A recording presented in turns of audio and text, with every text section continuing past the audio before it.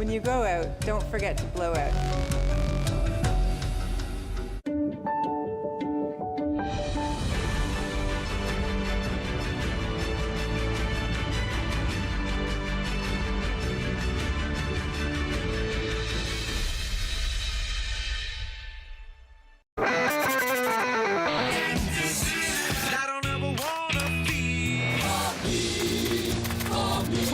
Whatever. Jack 102.3. This is the moment you get what you want. Go big or go home. Look at that play. Go hard, go strong. What a catch. If you want to make it, then you can take it, but you better get in the zone.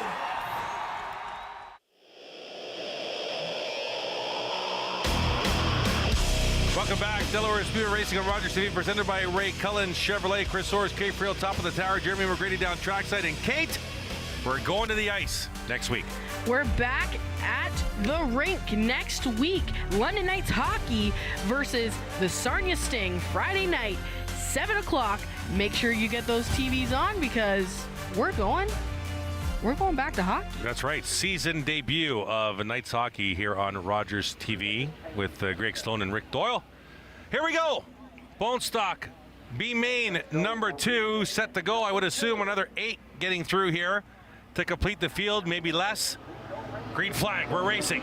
Ian Levesque in that number 10. Gary Triska, outside row number 1 in that 56. Oh, who's coming on the outside? That's the 99 of Chad Prue. How you doing? Grabbed about 4 spots after the start-finish line on the high side. 99 of Chad Prue trying to come to the front. Taylor Everest in that green 13 in the 3rd spot. Oh, we got collisions in turn number 3. We got cars all over the place, but they all straighten themselves out and will stay green. 11 of Collison was in on that. Battle for the lead, side by side. Levac on the inside, Trisk on the outside. Everest in the 13 right behind him. And here comes Will Quarry in that 23. The junior late model grad out of the Delaware Speedway Tri-Oval. Trying to come to the front. Here's what happened. Bottom right and going into turn number 3. There's the 3 of Howard. Oh, Collison, did Collison go up there in the 333, Kate, or the 333 come down? It looked like the 333 kind of got loose, then the 11 got loose, and everybody just kind of collected each other. They straightened out, were able to keep green flag racing, which is awesome because we're still making it go lap by lap here. Now, Chris, I'm just wondering, I'm thinking that maybe some of that rubber that was left down here from last week, Great Canadian Race Weekend, 3 days of racing, and we haven't really had any rain since then, so I'm wondering if that's why some of these drivers are making it hook on that top side a little bit better. Yeah, that's actually a good point there. Well done. Ian Levesque, top of the board right now, followed by Triska, Everest, Will Quarry, Mike Howard. That's your front 5. There's your battle for second. Triska, Everest, and Will Quarry in that 23. Looking really racy, that kid in that white 23, trying to get to the inside of the 13 of Everest. It's the front 4 all together. Little loose there for Quarry in turn number 3. It's about almost a half a straightaway back to the 5th place running car of Mike Howard in that 3 machine. And then it's Jaden Chapman running a little bone stock tonight in the 228 is Jaden Chapman. The late model driver, Chad Prue in the 7th spot, Karen Martin in the 8th spot, John Clausen in the 9th spot. And Bradley Marchand rounding out the top 10 at this point. Here's a battle now for the 2nd spot. Everest on the inside, Trisk on the outside. There's Quarry in the 23. Great battle for that 2nd position. Under 9 laps to go here. B main, bone stock number 2. And Everest will get to the 2nd spot. Here comes Quarry now to the inside of the Triska machine. And Will Quarry has the preferred line here. The kid looking really racy in that 23. Will grab the spot and drop Triska to the 4th position. Ian Levesque remains the leader right now with 7.5 laps to go. The other thing that I do wonder about, when you watch some of these cars start off so strong, and then the longer the run goes on, I'm wondering, in this bone stock division where tire pressures are really a bigger adjustment in this class, I'm wondering if tire growth with all the extra rubber on the track, making that contact patch a little bit warmer, is making those tires grow faster than these drivers are used to. Very possible. Again, another great point. We have not had much rain, if anything, over the last week. And there was a lot of rubber laid down over 3 days of racing here at the Speedway last week. There's your battle for the first place spot. Everest trying to track the 10 down. Corey has lost touch with that battle. He's falling back a little bit to Gary Triska in that 4th position, but Everest is coming to the front here in that green 13. And on the bottom of your screen, you're going to see the 53 of Kara Martin going into turn 1 and 2 there. Just gets way loose. Was up really high, gets up into those marbles, has to collect herself and get back on the racing surface. Battle at the front of the field here with 4 to go this time by. It's Ian Levesque in the 10, Taylor Everest in that 13. And they'll go into turn number 1 with 4 to go. It's Will Corey remaining in 3rd, Triska 4th, Howard 5th. That's your running order, top 5. Leaders will go down the back. Lots of open track in front of them now to settle it. Look at that left rear tire, the Everest machine, right off the track during cornering. Here they come. 3 to go this time by. Super Stocks getting ready on pit road for the first of 2 features for them. Brake smoke out of the 13. Everest tries to cut down low on Levesque. Up the hill in turn 2 and down the back. With 2.5 laps to go, we got a car up in a wall in turn number 1. And caution on the Speedway. That is the 333 of Liam Boschel. And that'll rack him and restack him for a sprint to the finish here. And that'll bring a lot more into play here for the transfer spot as well. If we're going with 8 right now held by John Clausen, Chad Prue had a pretty good start, has fallen back to 9th, so just sitting outside. If we're assuming that 8 will transfer on, and Chad Prue sitting just outside that 8th position. Chad Prue had that 8th position until that last lap, Chris. So that does definitely change things, and see if he's able to get that position back. Being in 9th, he should have the inside line on this restart, so that could change things. It's a great spot to be in with only 3 to go. And just outside that transfer spot is on the inside, the preferred line. But we've seen lots of cars make it work on that outside, so anything is possible. So we'll have to see what this 3-lap shootout brings for these bone stock drivers trying to make it into the A main. That's right. So we have officially 3 laps to go. And as mentioned, as you watch the white flag being displayed here, you watch our camera follow the field down the front stretch. There you see Super Stocks getting lined up, ready to go for their first of 2 features tonight. On pit road, there you see the orange car of Carson Nagy. Looks like he's going to start near the front of this field, which is what he needs to happen to track down Trevor Culver, gain 2 points on him in the heat race. Lights off the Delaware Speedway pace vehicle. Ian Levesque in the 10. Taylor Everest in the 13 in row number 1. It's Will Corey, Gary Triska, row number 2. Mike Howard, Jaden Chapman, the late model driver, in row number 3. Getting set to settle it here.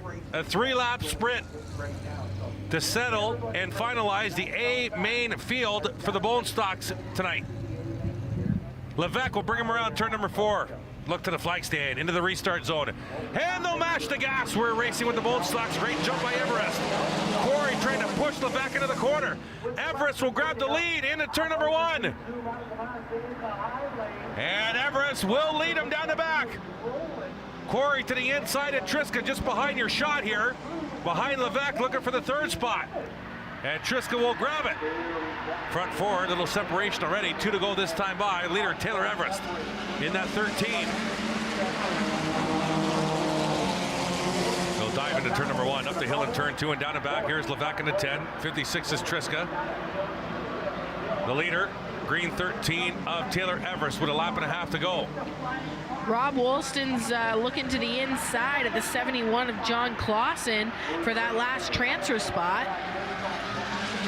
Also Dan Story pressuring Jaden Chapman in a new paint job for the 34. White flag on the Speedway. Leaders out of turn number 2 and down and back a final time. And it will be Story getting by Chapman. If we're looking at 8 cars here, Then there's a battle for that 8th position with Clausen trying to hold on to Wollaston. Out of turn number 4, battle for the lead. Everest will win it at the line. Battle for the 8th spot coming out of turn number 4. Clausen will hold on.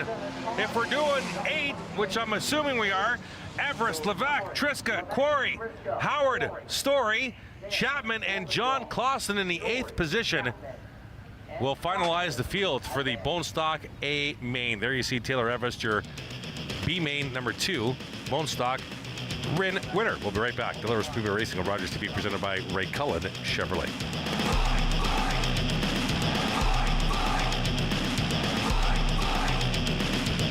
For over 50 years, White's Rental has been providing local contractors and members of the DIY crowd with professional quality lawn and garden tools, aerial lifts, and construction equipment. White's Rental, we have the right equipment to make your project easier. We're back.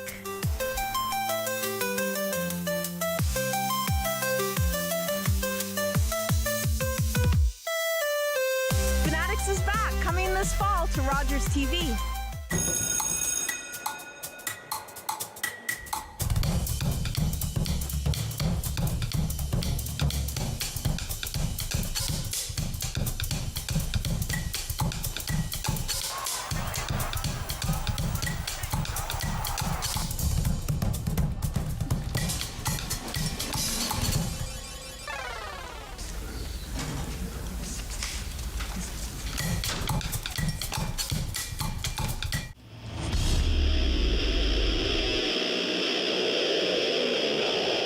Welcome back. Delaware Speedway Racing on Rogers TV, presented by Ray Cullen at Chevrolet. Chris Orr's, Kate Friel, top of the tower. Jeremy McGrady down trackside. There you see the the Super Stocks getting ready to go for feature race number 1 of 2 features for them tonight on our final broadcast here on Rogers TV for Delaware Speedway Racing for 2024.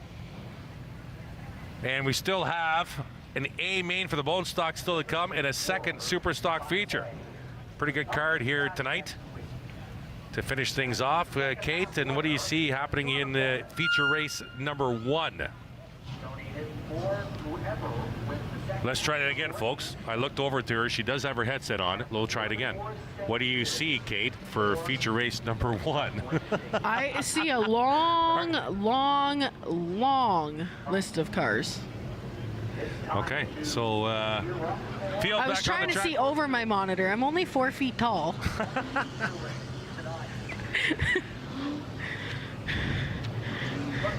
Oh, the points leaders here in the top 4. Carson Nagy unofficially knocked 2 points off of Culver, so trailing Trevor now by 15 points in the championship.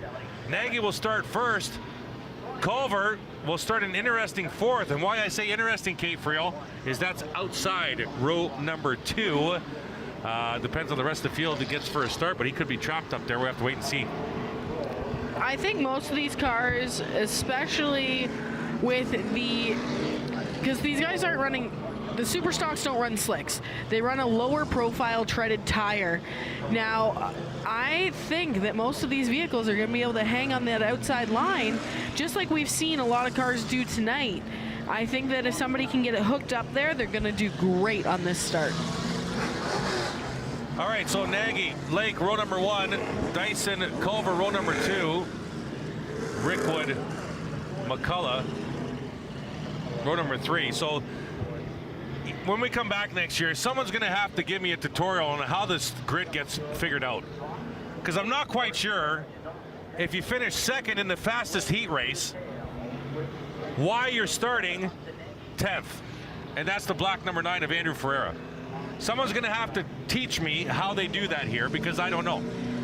Because he's in the fastest heat race on average, finishes second, but he's starting 10th in the feature, and I don't get that. There's got to be more past races that are involved in this grid setting, other than the heat races, would you not think? So when we used to run junior late models here at Delaware Speedway, which was a few years ago, I might be dating myself, we used to take the top 4 in the first heat race. Okay. You finish 1, 2, 3, 4, you invert them. Okay. Okay? Take the second heat race, Do the same thing with 1, 2, 3, 4, invert them, and then go single from each feature or each heat race after that. So one from each spot. But problems with the 77 of Darrell Lake. In for a quick consultation with the crew. Immediately the hood went up. Here comes Tech Director Daryl Timmermans to have a look at the 77. Now here's what's going on here. They got Daryl over there to have direct communication with Scotty on the flag stand to see. Now he's talking to Scotty. You can see him on the headset saying, hey, Daryl can make it back. Wait a lap or two. We want the 77 to get in this field. So there's constant communication right now between Daryl Timmermans there in the lake pit and Scott Mackey in the flag stand, and that's what's going on right now. The 77 of Lake is 5th in points, so this could change things there as well.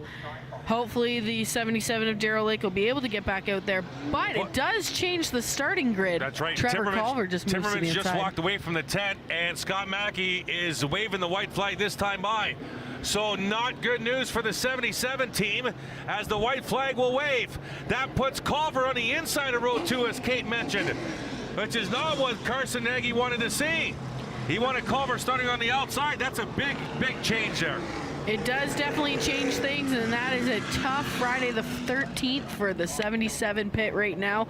Hopefully they're able to at least make it back out for feature race number 2 tonight. You know what? I can't believe that slipped my mind. For those of you who might be watching from the festivities in Port Dover, Ontario, welcome, and have a safe ride home, whether it's on 2 wheels or 4. Now, see, I especially know that today is Friday the 13th because it's also my brother's birthday, so happy birthday, Patrick. Patrick Friel, late model driver. Here they go. Carson Nagy will bring him to the line. The points leader right behind him on the inside of row number 2. Green flag, we're racing feature race number 1. 25 laps for the Super Stocks. Give me a go, no go for speed shot. Here's the field at turn number 2. They'll roll down the back. Nagy is going to fire him into turn number 3. Culver to the inside of Dyson. Top 2 in points, inverted at the front of this field. We'll go below the flag stand. Speed shot with the Super Stocks.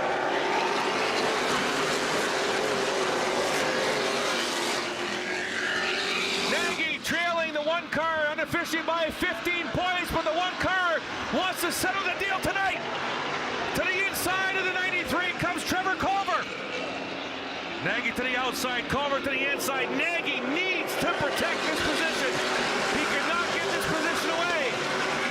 Culver to the door now. Dyson in the 28. They're almost even. They are even at turn number 2. Here comes the points leader to the inside. And Culver will grab the lead at turn number 3. Nagy trying to cross over. He's there to the inside. Back and forth they go here in the opening laps, and Culver will fight him off. Great show of strength by the 1 car. Culver slammed the door going into turn 1. He says, not today.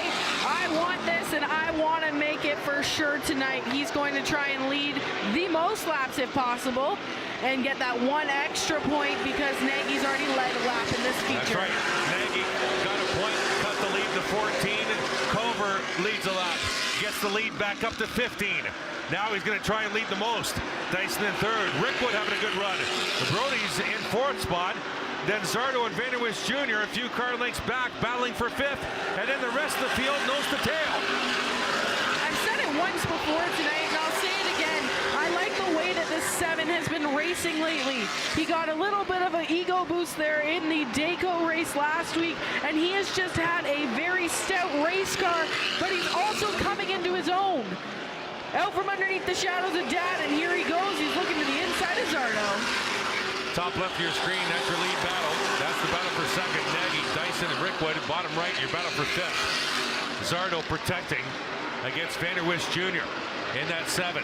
Andrew Ferrer making a charge. Started 10th, up to the 7th spot now. Vanderwist looks to the inside of Zardo. Vanderwist won his heat race.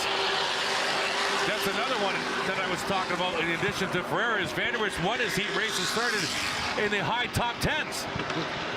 Here's the gap now between Culver and Nagy for 2nd. And Culver pulling away here. Not what the 93 wants to see. 93 coming off a Dayco Superstock feature or championship win last week. Trying to do the double and win the Delaware championship. Nagy, Dyson, Rickwood, battle for second, top left of your screen, battle for fifth, bottom right, Zardo and Vanderwist Jr. And then the rest of the field all jumbled up, nose to tail.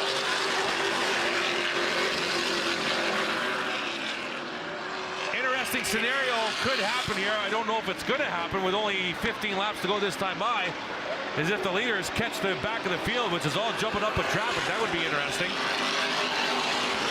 I think it could make incompletions for second spot all the way down to 6, but I don't think it's going to change where Trevor Culver is unless he gets tangled up with somebody, Chris. Absolutely. Culver will lead out of turn number 4, 14 to go this time by. Remember, there's 2 features for the Superstock. The next one is an extra 10 laps, 35. And it'll be interesting to see how they set the grid and where Nagy starts in comparison to Culver. Now, the 35 lapper, Kate, was the rained out feature. Is that right? The 35 lapper? Correct. It was supposed to be that double feature night with 2 35 lappers. And I keep watching, and it looks like it's a 1.5 difference between Culver and Nagy. And Culver's been able to put a 10th here and there on Nagy.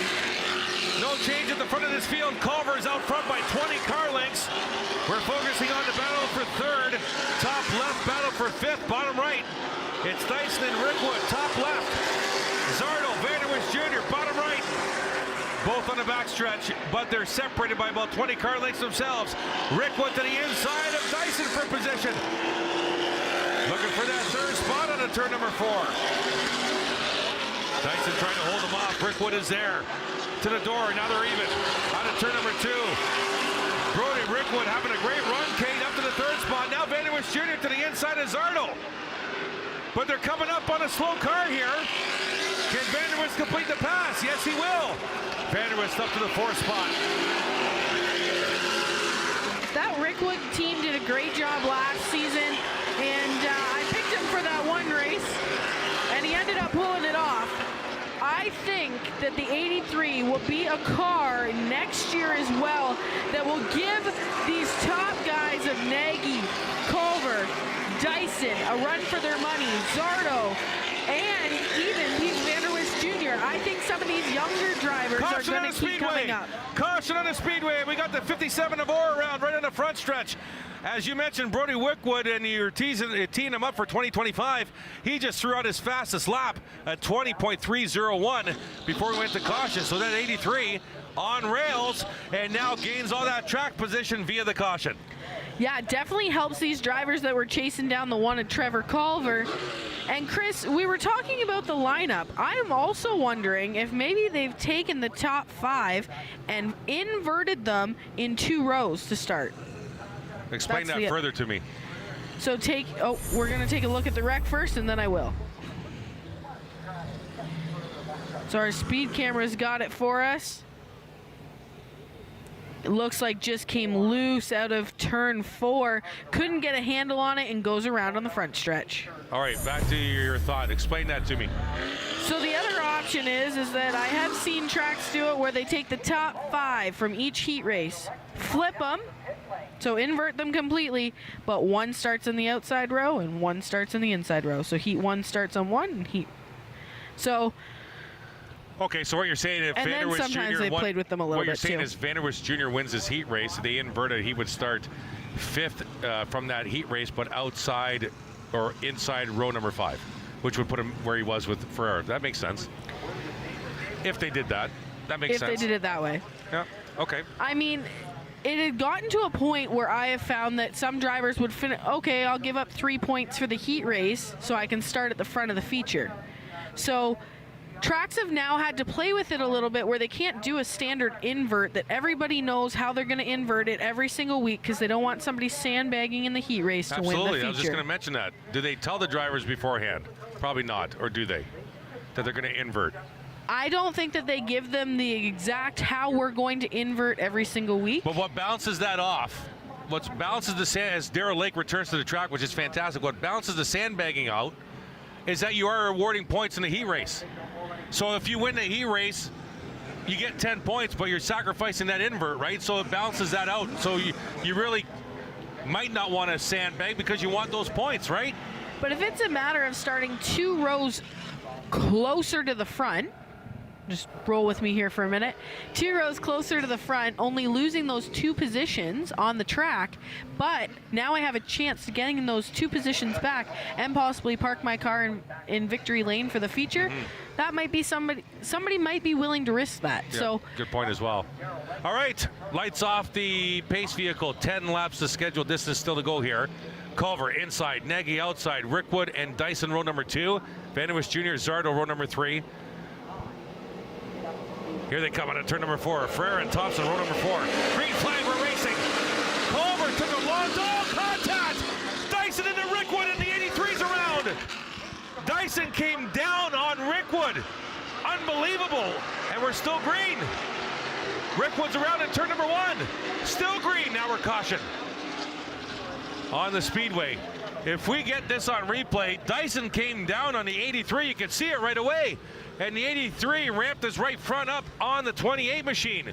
I bet you Rickwood wasn't expecting that. Wow, Dyson wanted that lower groove, and he wanted it early on that restart. As we're under caution here. Still 10 to go. Super Stock feature race number 1. Replay, Kate, take us through this. Watch the 28 and 83. Look at the 28 already coming down. Look at that. yeah, the 28, I guess, really wanted that low groove. Thought that he maybe had cleared the 83. They have spotters at the Super Stock, don't they? They do have spotters, so There's no way Dyson gets told he's clear there. There's no way. Maybe Dyson got told nothing. We don't know. We don't have their radio, but I'm just saying that is a tough break for the 83. He was having a great run. Now I do always joke with Brody Rickwood. He always says when he has an interview at the Speedway, it's never a good night. Jamie Mosley interviewed him earlier on pit row. Hopefully that's the least. And he's done for the night. And no more bad luck to the 83 machine. A little bit of cosmetic damage, but that tire looks good. Yeah, he's giving it a good shakedown. Here's let's take another look here. So we're watching row number 2 here. Now, when they get to the line, Dyson's already a half a car length ahead of 83. But if I'm a spotter, there's no way I'm clearing Ryan here. Still not clear. Still not clear. Like, he's at the tire. His rear bumper's still at the right front tire of Brody. Like, there's no way you're clearing him if you're a spotter there. And if you look at that replay, the biggest thing that I saw was that Culver's holding them. Yeah, it was a late restart Dyson was pushing. And Rickwood's kind of up under the 1, waiting. But let's watch it again in real time and see if you can see what I'm talking about there on that restart. If you watch them come around the corner here. Let's watch the restart of the 1-2. Remember, there's that restart zone. Yellow paint to red paint on the inside wall for Culver. And you're watching, he's holding them, and then he takes off. And I think Rickwood still had the line there. Oh, absolutely. Not that I would ever think that Ryan Dyson purposely would push him down that way. No, but I think there was just a miscommunication between spotter and driver. He wasn't clear by at least 3-4 feet, Kate, to be honest with you. Here they come out of turn number 4, 10 to go. Earlier start for Culver, green flag, we're racing. And a good jump by the 1 car. Nagy in that 93. Dyson trying to get to the inside here. I think Dyson just slid up and made contact with the 7 there as well in the corner. 7. Oh, contact! And a lot of cars involved. Vanderwist around, Thompson's around, Wilds is in it, the 8's in it as well, so's the 07 of Hudson Nagy. And again, it's Rickwood along the front stretch. Heavy damage on that 83. And there's Vanderwist Jr. in the 7. Brody Rickwood gets put to the back because he was involved in another caution, and then he gets caught up in this one. And the 83 destroyed here on the right front. There you see the damage on the front, but it's even worse on the right front. We'll see if he ducks down. Replay here, Kate, take us through it. It's just ahead of these So guys after here. with that slight bit of contact coming out of turn 2, they go down the back stretch. The 7 tries to cross over, was not clear either. The 4 of Lonnie Thompson just collects the back end, and everybody just piles up and in there. I'm not sure what happened to Brody Rickwood because we saw the 83 escape to the high side. I don't know if he had contact before we saw him go around or after, because it looked like he started to spin after he went out of our shot. There's the 83 pit right now. Heavy cosmetic damage on that 83. And that tire is still up. That tire's taking a beating in this feature race. Crew going I'm to saying work. just pull all that Bumper off. bumper off, or tape what you can to the hood. But I'm not sure if they've got something else going on there. There's issues on the left, just behind the wheel well. I think they're trying to get the hood off. They're trying to get the hood off. They're trying to get the nut on that hood off. They're grabbing the duct tape. Crew's going to work there for Brody Rickwood, trying to get him running.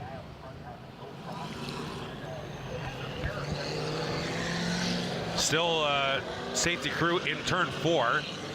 So we're at least 2 laps away from restarting.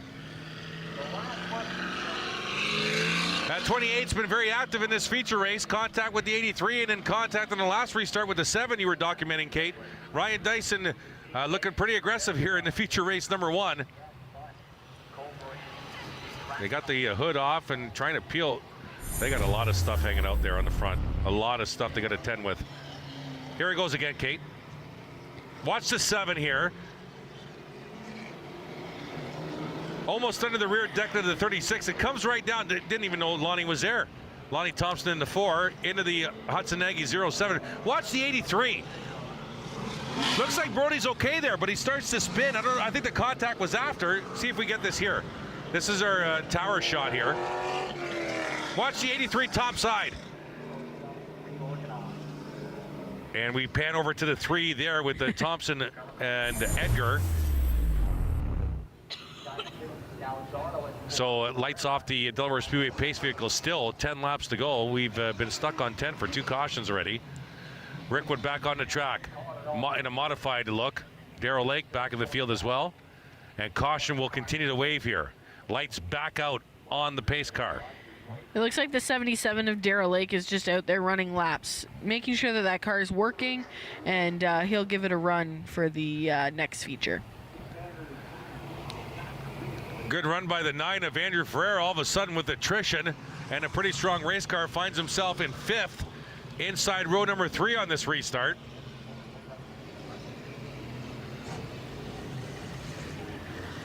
Your points battle on the front row. The 1 leads the 93 unofficially by our count by 15 points. With still another feature to go tonight and the championship race next week. Culver coming in tonight up 17. Nagy gained 2 points through the heat race process to cut it to 15. Nagy led a lap to cut it to 14 in this feature. Culver led a lap to get it back up to 15, and I think Culver might be close to leading the majority of the laps, which would give him another point. But right now, I think we're sitting at 15 still between those 2 cars. And still caution on the speedway. No indication from the flag stand. We're going to white flag condition here.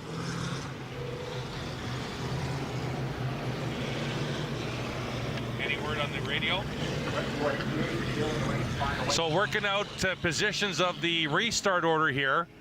That's why we remain under yellow flag conditions.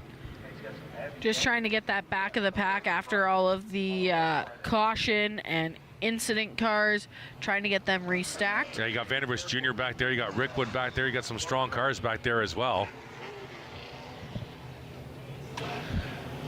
And we just heard communications from race control to the drivers. A reminder that there is a second feature for your division. Just a reminder. So technically still 45 laps to go for the Superstocks tonight. 10 in this one and then a 35. So these cars still have a lot to go through, so make sure you have one for the next race. White flag being waved from the flag stand. Lights off the Delaware Speedway pace car. And Lane Zardo just peeled off the inside apron in the 36. Lane Zardo is out of this race. What is going on? That puts Andrew Ferreira up to 4th on the high side of Dyson. Maybe he didn't want the high side, but now he gets it. That puts Jay Cox in row number 3 now inside.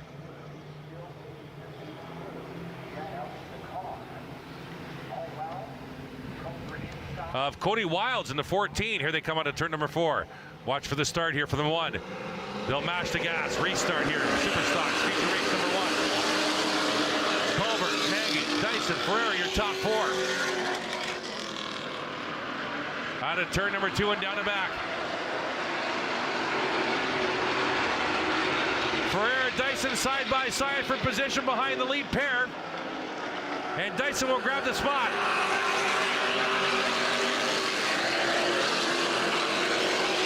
By Cody Wilds and Jay Cox side by side for 5th. And Orr and McCullough behind them. Leaders work turns 3 and 4. 8 to go this time by. The leader is Trevor Culver, your points leader as well.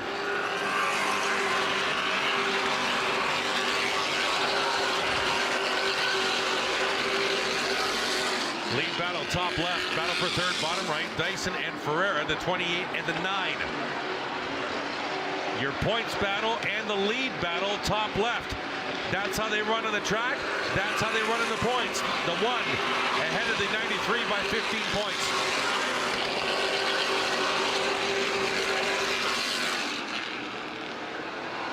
If Culver wins this race, race control is going to have to remind him of a feature race number 2 coming up so he doesn't get a little lengthy with the post-race interview.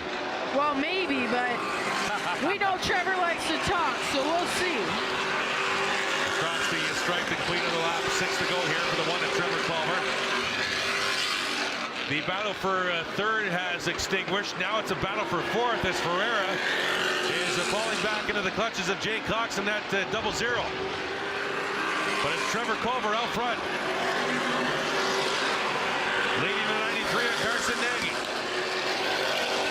Pete Vanderwish Jr. has already worked his way up to 9th position. He came back after that restart with a vengeance. Yeah, he started at the back of the field. There he is, just getting by Ethan Orton at 57. There's David McCullough at 39. Vanderwish Jr. strong at 7 car tonight. There's your lead battle. Down the back with 3.5 to go. Trevor Culver in that 1 trying to put a staple into this championship. If he does the double tonight, it's going to be more than a staple. It's going to be a nail halfway in. I think he's just trying to make sure that he is solidifying himself at the top. He wants to stay there, and he'd like to keep it in victory lane. That's your battle for 7th. Vanderwish, Wilds, and Orr. 2 to go this time by. There's your lead gap. Culver to the Nagy 93. Lap and a half to go for Trevor Culver. Still another 35-lap feature to come for the Superstocks tonight. They'll retool white flag on the Speedway. He'll dive into turn number 1. We'll take you around with Culver for the last lap here. Up the hill in turn 2 and down the back for a final time. Trevor Culver dominating the second half of 2024, and that dominance continues with the race win in feature race number 1 tonight for the 1 of Trevor Culver. Checkered flag. Followed by Carson Nagy, Ryan Dyson, your top 3. Andrew Ferreira, Jay Cox will round out. No, Jay Cox got Ferreira at the line. Cox in 4th, Ferreira 5th. Then it's Nagy, Vanderwish Jr., Orr, Wilds, and David McCullough. Rounding out your top 10 to complete feature race number 1 of 2 for the Superstock division here at Delaware Speedway. And momentarily, we will hear from the winner of feature race number 1, Trevor Culver, trackside with Jordan Maudsley. If that is what feature race for Superstocks number 1's going to be, can you imagine what number 2's going to be? Oh, absolutely. You're saying before the bone stock? We're getting word here of a possible intermission coming up before the bone stocks.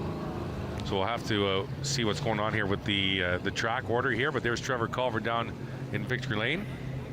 Now, does the 10 minutes start before or after Trevor? I'd start it when he starts talking, because that'll cut into at least half of it. He likes when we talk about that stuff. I talked about Delaware Speedway a couple weeks ago. I don't mind when you guys talk about that stuff. I know I like to talk, he says. He also has so many sponsors on that car and almost gets everybody. But I hope he remembers to thank us this week, too. Yeah, we'll see. As he takes the bucket off and gets ready to exit the number 1 car. Winner of feature race number 1 of 2. We actually have Jamie Maudsley down trackside tonight. Jordan's not here, so we'll be hearing from Jamie momentarily. Trevor to get all the safety stuff and out. actually, let's go down to Jamie right now. His hair looks good. I'm just jealous I can't grow any. Ladies and gentlemen, Trevor Culver, your feature winner here. Feature number 1 for the Inventory Express Super Stocks here this evening. Trevor, come on down and tell folks how easy that was. That wasn't easy. Off the start there, I got by Carson, made a move to get to his inside, and he did a crossover move in the corner of my eye. I saw an orange car. I'm like, no way, he just did that. He was there, and we got a good enough run down the front straightaway. I was able to clear him and get back out front. I don't know who caused all those cautions out there, but I'm not a fan. That was a little bit stressful. I'd have a good restart, and then caution would come out. But either way, we got it done. I can't thank everyone on this crew. Everyone that's standing here makes this happen. And before I get to them, I got to thank the people up in the broadcast booth. I've got some flack from them before for not giving them a pat on the back. So big thanks to those guys. Big thanks to everyone at the track. Big thanks to you. And big thanks to all the fans that are here cheering us on every week. We couldn't do it without all you guys. And then the people that got this in victory lane today.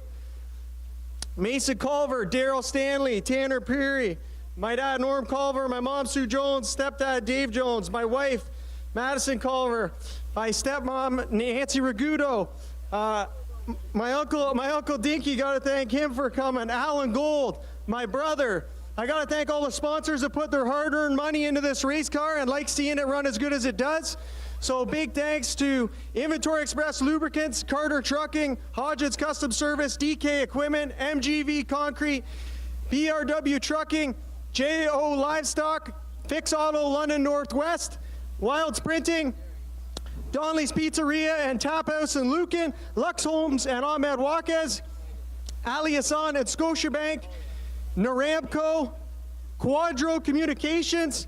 They bring the fastest internet around, so big thanks to them. This race car is just about as fast as their internet.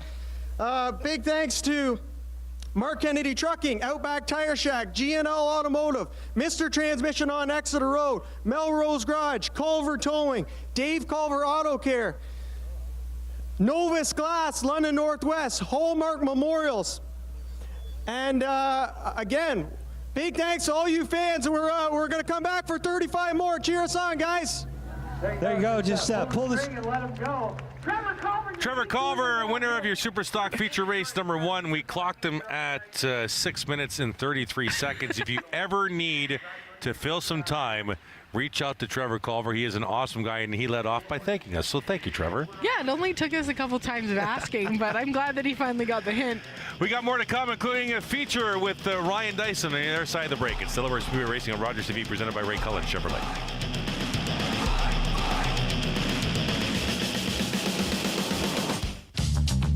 This program is brought to you by Ignite TV. Now you're in command. Visit Rogers.com for more details.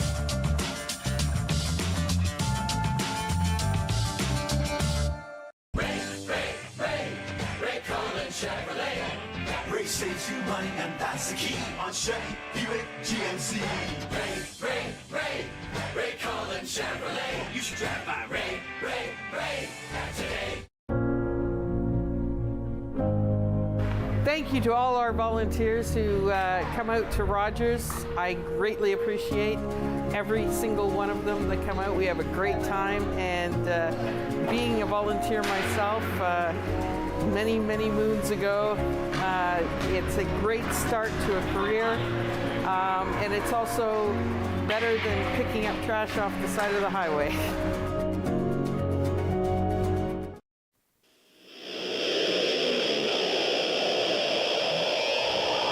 Welcome back. Delaware Speedway Racing on Rogers TV, presented by Ray Cullen. The Chevrolet Chris Orr is at Cape Friel, top of the tower, into a small intermission after Trevor Culver wins the Superstock Feature Race number 1, and we switch gears. We head to the Budweiser Gardens next week. Opening debut of Rogers TV's coverage of London Knights hockey. Sarnia staying in town to take on the Knights. Broadcast time is 7 o'clock a week from tonight as Rogers TV switches gears to cover hockey. It'll be great to cover some hockey. And you do a lot of work in the winter too. You do London Nationals public address. Welcome back, by the way, Chris Soares, Cape Friel. I just saw that we're on camera.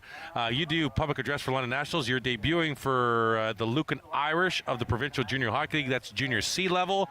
I'm doing some broadcasting for the St. Thomas Stars Junior B, and I public address for North Middlesex in the same division as the Lucan Irish. So we're going to see a lot of each other in the winter. Yeah, so you don't get to miss me for too long. We're just not going to be on the same team. Absolutely. Let's go down the trackside. Kate, tell us what's going on with the Zardo pit here.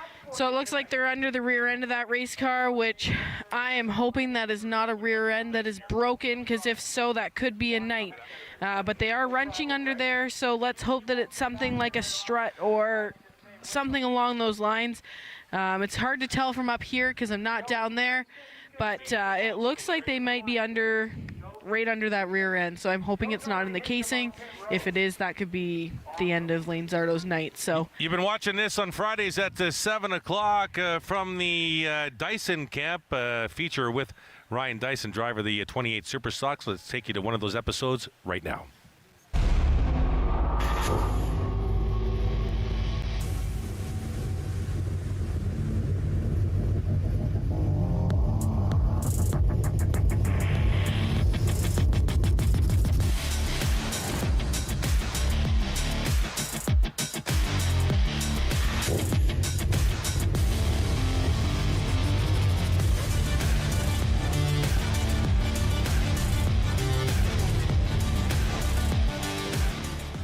So cool. Waiting for it to, and that'll all be blacked out, right? You can get rid of that. So where does it, it clicks in down there, right? Yeah. So let me just see how this is gonna work. Okay, let's. You do it one more time.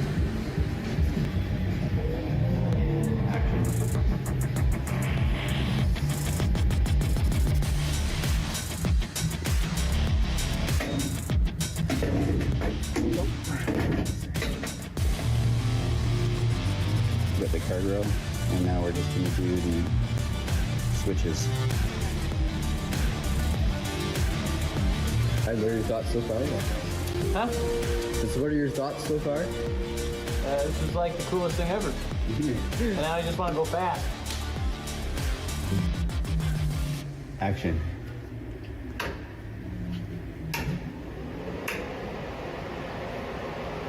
Okay, it's good.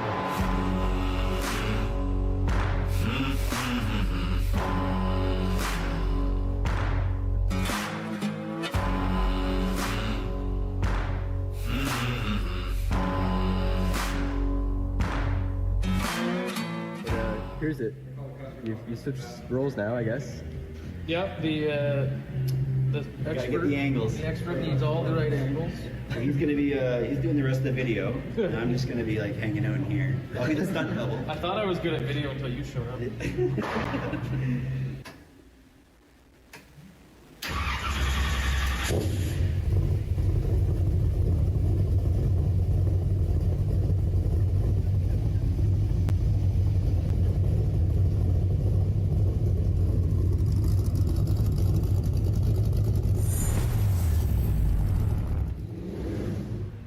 All right, welcome back.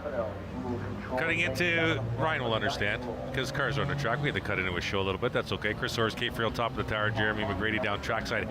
Getting set, Kate, for the A-Main Bone Stocks. And to check out who's at the front of this field, the black number 5 of Jeremiah Rabideau, who leads the championship by just 7 over Matt Langford, who starts 4 rows back inside in that 03 machine. So it'll be Rabideau, Fothergill outside row number 1. And it's Van der Wist and Daniel Mayu, row number 2, Nathan Rea, and Joe Lawrence, row number 3, Matt Langford, Justin Culver, row number 4, and Donovan Clark, Colin Willems in row number 5. So a who's who of bone stock racing up at the front of this field to start. This can be a pretty good battle here. We got some strong cars in that top 10. All top 10 are pretty strong here. This could be a really good race. There you see Matt Langford trailing the 5 by 7 points. And there you see the 5 pole car, top of your screen, and live running order down the left side, and our live ticker across the top under green flag conditions. 40 laps for the bone stocks. A problem or not? Because they're not used to running this length. Kate, what are your thoughts? I think it's all going to be part of keeping your tires and making sure that you're not wearing them in the first 20. They're not used to running as much, so it's definitely going to pay a toll on some of these cars and their tires. You heard when we talked to Jeremiah Rabideau earlier. He's got extra weight in his car. That's going to put more pressure on those tires. Plus, we just had the Great Canadian. There's lots of rubber on the track. So it's all going to be about how their tires adapt, change, grow, and how they last in these 40 laps. Lights off the Delaware Speedway pace vehicle. We're getting set for the bone stock A-Main. Second last race of the year for this division. The pole sitter leads the points by 7 as they'll come out of turn number 4. And green flag, we're racing with the bone stocks. Fothergill gets a shot from Mayu right at the line and pole vaults him into turn number 1, and Rabideau will grab the lead. Fothergill in the 33, Van der Wist in the 54, Mayu in the 28 just behind this shot. Fothergill trying to pressure the 5, looking to the inside. You watch Rabideau, that 5 car corners like she's on rails. She loses horsepower to the rest of the field, or the majority of the field, on the straightaways, but corners, probably the best cornering car in this field. Definitely one of the best cornering cars for sure. It's all going to be about how this car adapts. More laps, more weight, and more rubber on the track. Fothergill in second. Langford right now in the 6th position with some cars in the way. There you see Langford time right there in the middle of your screen. Orange, white, and black car trying to get through the field here. It's Rabideau, Fothergill, Mayu, Van der Wist, Lawrence, and Langford, your front 6. There's the 28 of Mayu in front of Van der Wist and Lawrence battling side by side. There's Langford right there. Orange, white, and black car in the 0-3. Fothergill looks to the inside of Rabideau. The 33 not letting the 5 get away. The 33 closes in the corners because he has the horsepower. There you see him closing in. Dives to the inside, but Rabideau will extend the lead under cornering. Watch this. That 5 car really corners well, but he needs to stay in front before he gets every corner. Fothergill will close in again. Here comes Mayu in that 28. Van der Wist just threw out his fastest lap at 23.575. He runs in the 4th position. Fothergill closes in again, wants to dive into the corner. Rabideau will keep the lead. Mayu pressuring the 33 of Fothergill. Rabideau goes really high there. Gets a good corner exit run. Now here's Mayu to the outside of Fothergill. What Rabideau wants to see is Fothergill battling with another car. Crossover by Mayu. Can't get there. Lawrence up to 4th. Langford to the inside of Van der Wist for 5th. Just behind this battle. The front 10 cars all together, and they were the starting 10 cars in those front 10 positions.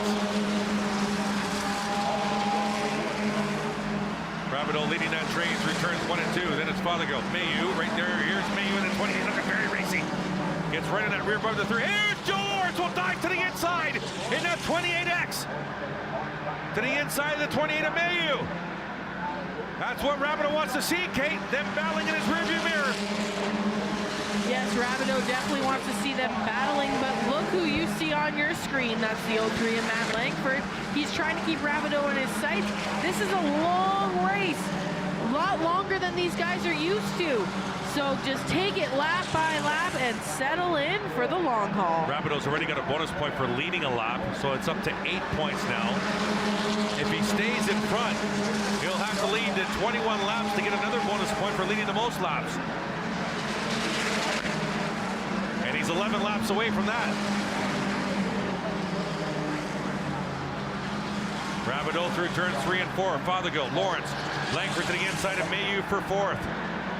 The front 5 and now split themselves away. And then we got a pack of 7 cars running for 6th spot, led by Colin Wilms. But it's Rapido out front, but here comes that 28X of Joe Lawrence. The 28X is coming to Joe right now. He's looked very strong the last couple of laps to the inside of Fothergill. Fothergill trying to hold on to that position. Lawrence is there. They're dead even at the line for 2nd. Joe definitely knows how to make a car work for longer races. He's used to it driving those APC late models, so Joe's got a lot of laps around this track. There's a 0-3 at Langford. They're coming up on the Howard machine, the first back marker car. Fothergill gets loose in corner 3. And Langford grabs the spot. Mayu now to the inside. Colin Wilms has now come back to that lead pack. Rapido to the outside of the Howard machine. And now the rest of the front 5 or 6 have to go to the outside. And Lawrence tracking the leader down here. Look out. Rapido. Going to see a lot of mirror of Joe Lawrence in that Terry Labonte replica paint job in that 28X. And Langford's come to the front as well. Getting very, oh, we got the Howard machine slow in the front stretch. Can he get off the track? Yeah, he will be able to get off the track. He ducks down off the apron. And we'll stay green. Lots of traffic coming up ahead of the leaders, about a half a straightaway away now. Rapido out front. That is Joe Lawrence. Lawrence is right there. Lawrence will dive to the inside. And Rapido will keep the lead for now. Rapido, a good cornering machine, but Lawrence is strong on the straightaways. 27 to go. Coming up on some traffic. What they need, here's an opportunity for Rapido, I think, Kate. If they can get into traffic, he can wheel his way around traffic the best he can and maybe gain some more track space. He's going to keep Lawrence behind him. Lawrence can't get to the inside because Rapido will use these cars as a pick. Rapido, Lawrence, Langford, they're all there. Oh, what a run by Lawrence. They'll go 3 wide on the 51. As much as Rapido has a great cornering car, Joe knows how to work traffic like nobody else, I think, on this racetrack. But Rapido's going to give him his run for his money. These top 3 drivers all know what they're doing, so it should put on a great show. Langford right there. Mayu, caution on the speedway. Cars around. Looks like Will Quarry inside apron of corner number 2. And caution on the speedway. And I think Rapido might get the lead back here, Kate. They did not complete it. The whole field did not complete that last lap. Well, I think that Joe will do a great job restarting on the outside. He does in a late model. Let's see if he can hook it up with a bone stock. We never know what's going to happen with these bone stocks. They just don't handle like any other race car. The 23 of Will Quarry was running the number for the 23 of Jesse Howard.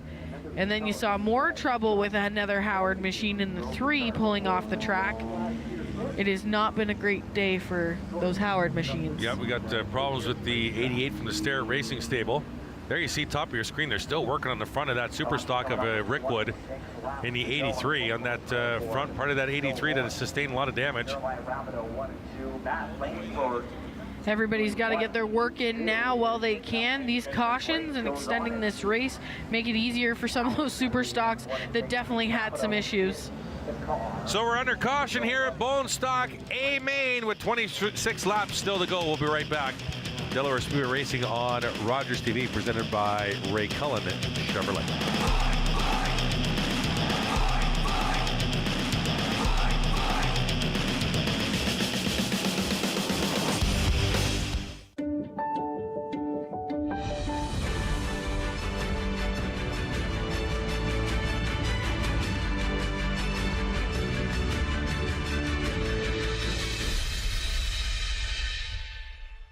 Jeff from Chillin' and Grillin' with Jeff here, and we are back for another incredible season of Chillin' and Grillin' with Jeff. We're gonna tour some amazing backyards. We're gonna meet up with some great folks, and we're gonna cook some incredible food. Join us Thursdays at 7:30 for Chillin' and Grillin' with Jeff. Hey you, Bravo's now in Canada. Walk in the room like a CEO. I handle my biz like a one-man show. Hi, Chef.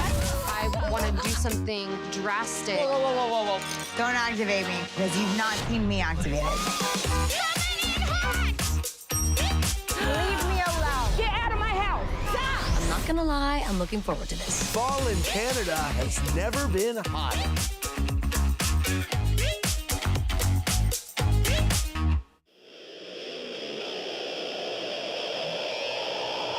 Welcome back at Delaware Speedway Racing on Rogers TV, presented by Ray Cullen Chevrolet. Chris Orr's Cape Trail, top of the tower, white flag being displayed.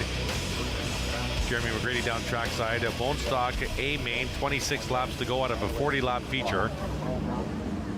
And want to say hello and thanks for watching from out east in the province of Nova Scotia. We just got a message through Kate that we have some people watching in, so glad you tuned in. Thank you so much. Jeremiah Rabideau gets the lead back because they did not complete the completed lap with the Lawrence out front. So Lawrence will start outside row number 1. Langford Mayu row number 2. Willems, sorry, my apologies. Langford and Fothergill row number 2.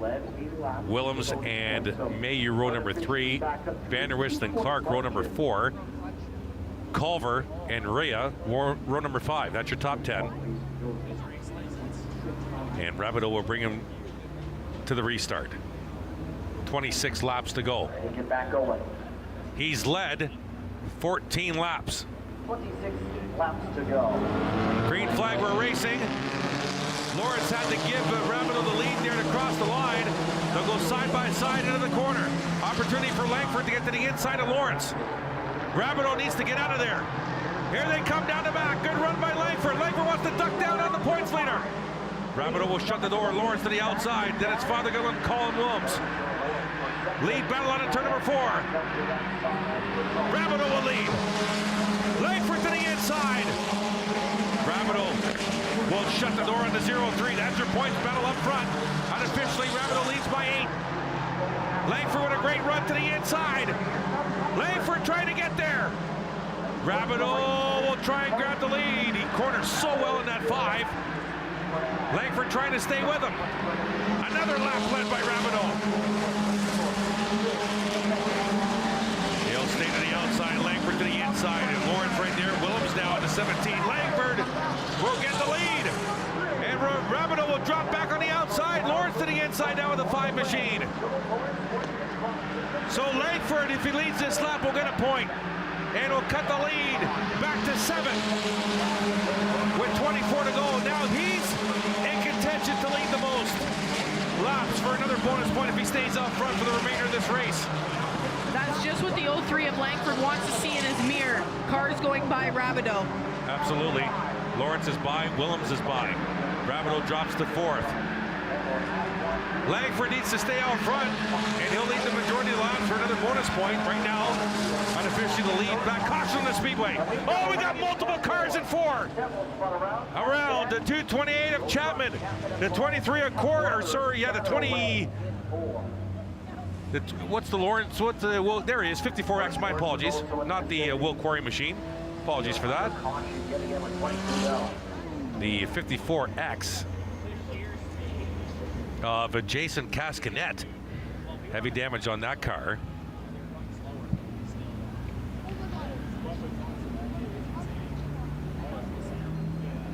And we'll earn the caution again with 23 laps to go here. Bone stock A main. Now Rabideau could still get the most laps led if Lawrence can get by Langford. Langford took the lead with 24 laps to go. So that means Jeremiah led, what's my math like here? Led 16 laps, all right? So if Langford, for example, only leads at 15, that means somebody else will lead 11. So for Jeremiah would get another bonus point for leading the most. So the math is still there for Rabideau to get another bonus point. And he will get that spot back from Wilms. Yep, so he'll start third inside row number 2. But I really do think that car is starting to go away from the 5 of Rabideau. Do you think it's starting to go away, or do you think it's just what we see normally with the 5 is that he doesn't have as much horsepower as some of the other cars on the front stretch, but he corners well? I think that that car is great on the short run. It's struggling on the long run. So that long run started to make a difference in the beginning, that his tires are really heating up. He talked about it earlier that his tires are going to heat up differently with that extra weight. Okay. So I am wondering if that's starting to play now that we're about halfway through this race. So if I'm Rabideau, I'm hoping my tires are cooling down and we're saving a little bit here to go the rest of the race. Absolutely good point. Langford, your leader. Coming in tonight, 7 points behind Rabideau for the points championship. Langford led for like 3 or 4 weeks until Rabideau outscored him 19-0 last week on Rogers TV.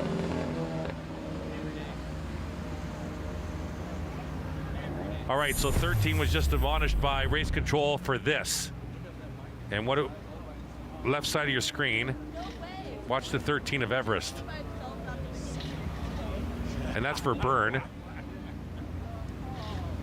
Gave him a tap there. Exchanging some hand signals as well, I believe. We saw through the windshield there. So, yeah, so Everest gets a penalty there, or just admonished verbally by race control from what I understand. So, yeah, what we were talking about. Yeah, Rabideau outscored Langford last week 19-0 to grab a 7-point lead coming to tonight. They have one more race, I believe, and that's the Pumpkin Smasher. Yes, and it's exactly what it sounds like, race fans. They throw a ton of pumpkins on the front stretch, have the bolt stocks run through them, and run through the remnants of the pumpkins for the entire race. Hashtag slippery when wet. Langford, your leader. Lawrence outside row number 1. Rabideau, Wilms in row number 2. Fothergill, Mayu, row number 3. Clark, Culver, row number 4. Craig and Rhea, row number 5. So yeah, so it was a 7-point lead coming to tonight. Rabideau led a lap in this race, so went up to 8. Langford's led a lap, so it's back down to 7. Now, as we mentioned, Rabideau's led unofficially 16 laps of the 40. Langford's led 1.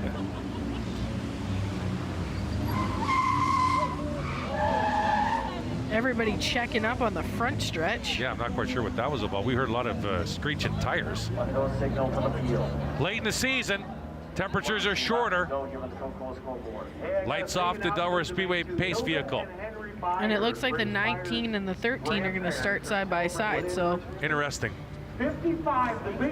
Just exchanging Thanksgiving plans, maybe, I don't know. I don't know, but I guess I can find out from Michael Verburn tomorrow when I see him in Lucan. Delaware Speedway pace vehicle on the apron. Langford will bring him to the line here. 23 laps to go. He's trying to chase down the car starting directly behind him in the points. Green flag, we're racing with the bone stocks. Get Rabideau staying to the inside of Wilson cornering here. He will. And he'll get to the door of the Lawrence machine. Rabideau needs some speed here. And look at him blow by him on the outside. Rabideau will fight back on the inside of the 17 machine. He'll draw even at a corner number 4. And Wilms just gets a beautiful corner exit speed and gets by. Rabideau drops the 5 to 4th spot. Rabideau can't afford to lose more spots here. Needs to stay in that 4th position. They're battling side by side behind him. Wilms challenging Lawrence now for 2nd. Langford's away in 1st. Remember, Langford screen here just for a second, and the white car veers up there, the 27, and everybody checks up behind. Okay. That's what the squealing was that we heard. Langford is started leading with 24 laps to go. Trying to lead the most here to get another bonus point and, of course, win the feature. There's 3 cars behind him that don't want to see that happen. One of them is Joe Lawrence in that 28X, 2nd spot. Just threw out his fastest lap of 23.158. for the 28X of Joe Lawrence. Colin Wilms just threw out his fastest lap at 23.091. So did Rabideau at 23.282. Rabideau's lost the first 3 cars, though, all by himself in 4th, which is okay, just needs to stay there now. The front 3 have broken away from the pack. 19 to go.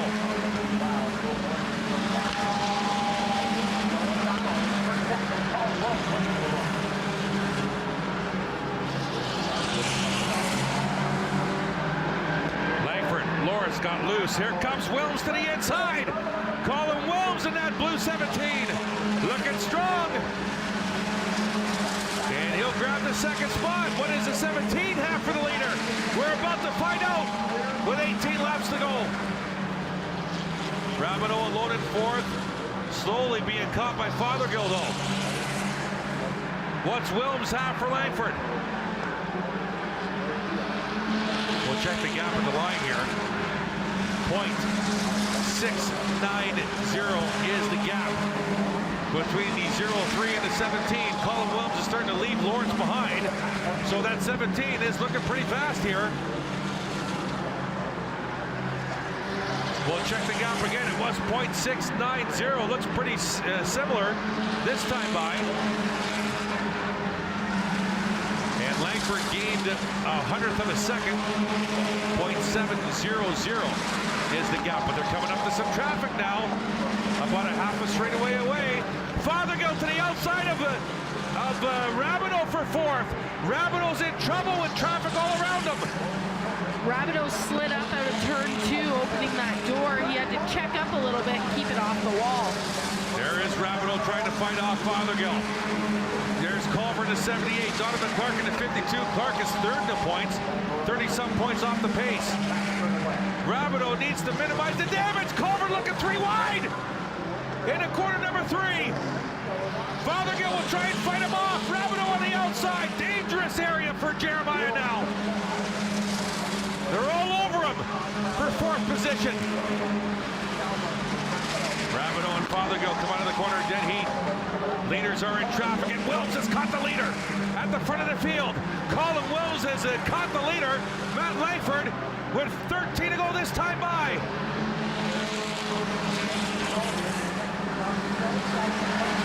Langford's led 9 laps. Rabideau's led 16.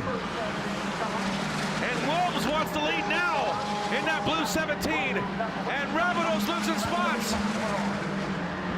He's back in 6th now. Needs to minimize the damage. And needs Colin Wilms to do him a favor. You like watching the battle for the lead, folks? You like watching the points battle? We got them both right now. Speed shot here. Not speed shot, my apologies. Split screen on Rogers TV with the lead battle at the top left and your points leader bottom right in the midst of traffic. Langford and Wilms, 1-2. Across the stripe with 11 to go. More traffic to come for the leaders. Rabideau in the 6th spot. And Murd in traffic. Leaders in turns 3 and 4. Wilms needs to do something here. We tend to go this time by. Langford coming up on leading the most laps here. Another crucial point on the horizon. But a ton of traffic ahead of the leaders. A half a straightaway away. The front 3 are half a straightaway ahead of the battle for 4th with Fothergill, Culver, and Rabideau. 9 to go this time by.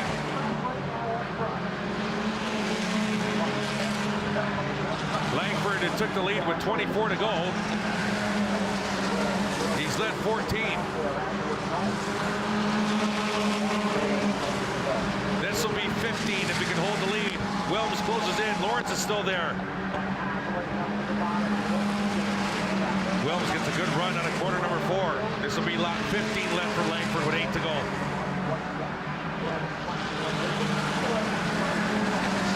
Leaders coming up to some traffic here. Next lap led by Langford will tie Rabideau for the most laps led. Can Wilms get by him? 7 to go this time by. And Langford leads his 16th lap, tying Rabideau for the most laps led. but now into traffic. And Wilms will get the run down the eBay inside off the backstretch. Side by side for the lead. They're going to go 3 wide on kicks. Oh my goodness, are you crazy? The storylines here are ridiculous. And 1 lap shy of leading the most, and Wilms will lead that lap. Colin Wilms at the front of the field with 7 to go. Unbelievable. Lawrence to the inside, and Langford out of turn number 2 and down the back. And they'll go 3 wide on Triska. No, Lawrence will check up. Can Langford get 1 more lap led here? Lawrence is going to pass Langford. Good news for Rabideau, because Langford's lost 2 spots, Kate. And now Rabideau to the inside of Fothergill. Bottom right. The points championship changing on every turn here in the half mile. Wilms, Lawrence, Langford, your top 3. Culver, Rabideau back to 5th. Ahead of Fothergill. And Donovan Clark battling with Rabideau, 4 to go. Lawrence, all of a sudden, has caught fire in that 28X machine. Now he's battling for the lead, top left. Joe Lawrence, look at the brake rotors glowing on that 28X. Wilms will use the 27 and Julian as a pick. Langford falling off the pace, that 0-3, falling away from Matt Langford now. The good news is, he's a full straightaway ahead of the 4th position car. Yeah, that's great for the 03. Hoping to gain a couple points every night and chip away, but it's unbelievable, Kate. How Langford chipped away at the most laps led, which was 16 by Rabideau, led to 16. Car stop in turn 4. Oh, we got contact at turn number 4. And caution on the speedway, and that changes everything. Let's go to the replay, Kate. This is, oh, look out, it's Lamont. 14 of Hannah Lamont got super loose, collected part of Wilms. The rear bumper of the 17 shears off the 17. The leader gets collected by a lap car. Not what they want, but the good thing is the 17 kept rolling. The bad news here, there's a lot of storylines playing out with 4 laps to go. I'll give you 2. The one with the Langford leading the 16th lap to tie Rabideau for the most laps led. Another lap would give him the most laps guaranteed in that additional point. On that lap, Wilms passes Langford for the lead, so that's gone, but Langford has another chance to lead a lap before the end of the feature. But if Langford's car is going away from him, now there's cars starting right behind him, Kate, on this restart. Langford could be in trouble. Langford could be in trouble. Rabideau may benefit from this. There's just so many things that can happen bone stock racing, and that's why I say no matter what the gap is in between first and second, one race can change everything. It'll be Wilms and Lawrence, row number 1. Langford will start inside row number 2 beside Culver. Rabideau will get an inside start. He'll start inside row number 3 beside Donovan Clark, the 3rd place car in the points. Then it's Fothergill, Craig, Mayu, and the eventual, unless an absolute collapse, which I don't believe will happen, Dakota Lawoma in the Black 16 will get the Rookie of the Year honors in 2024. Wow. An exciting 36 laps of bone stock racing here.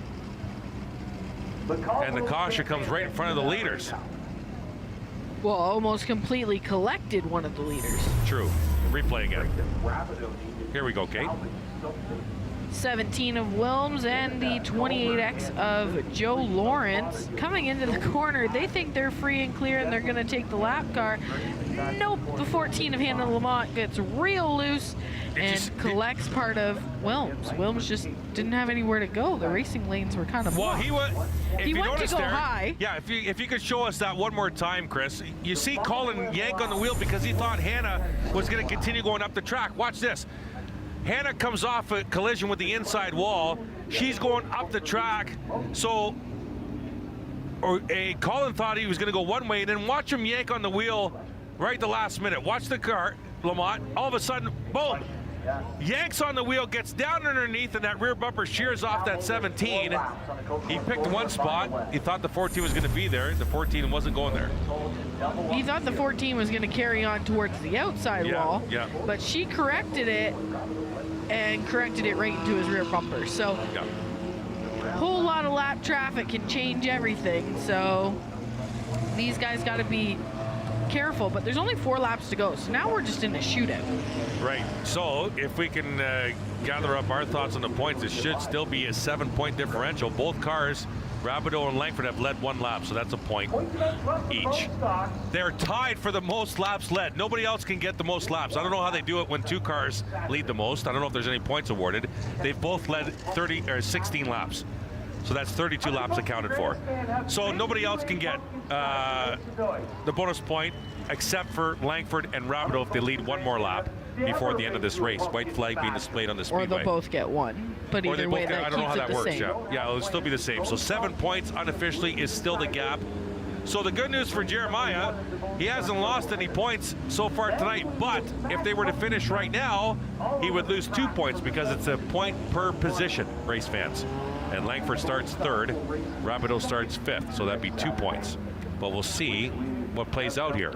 And then it'll all be who can navigate the pumpkins the best. Absolutely.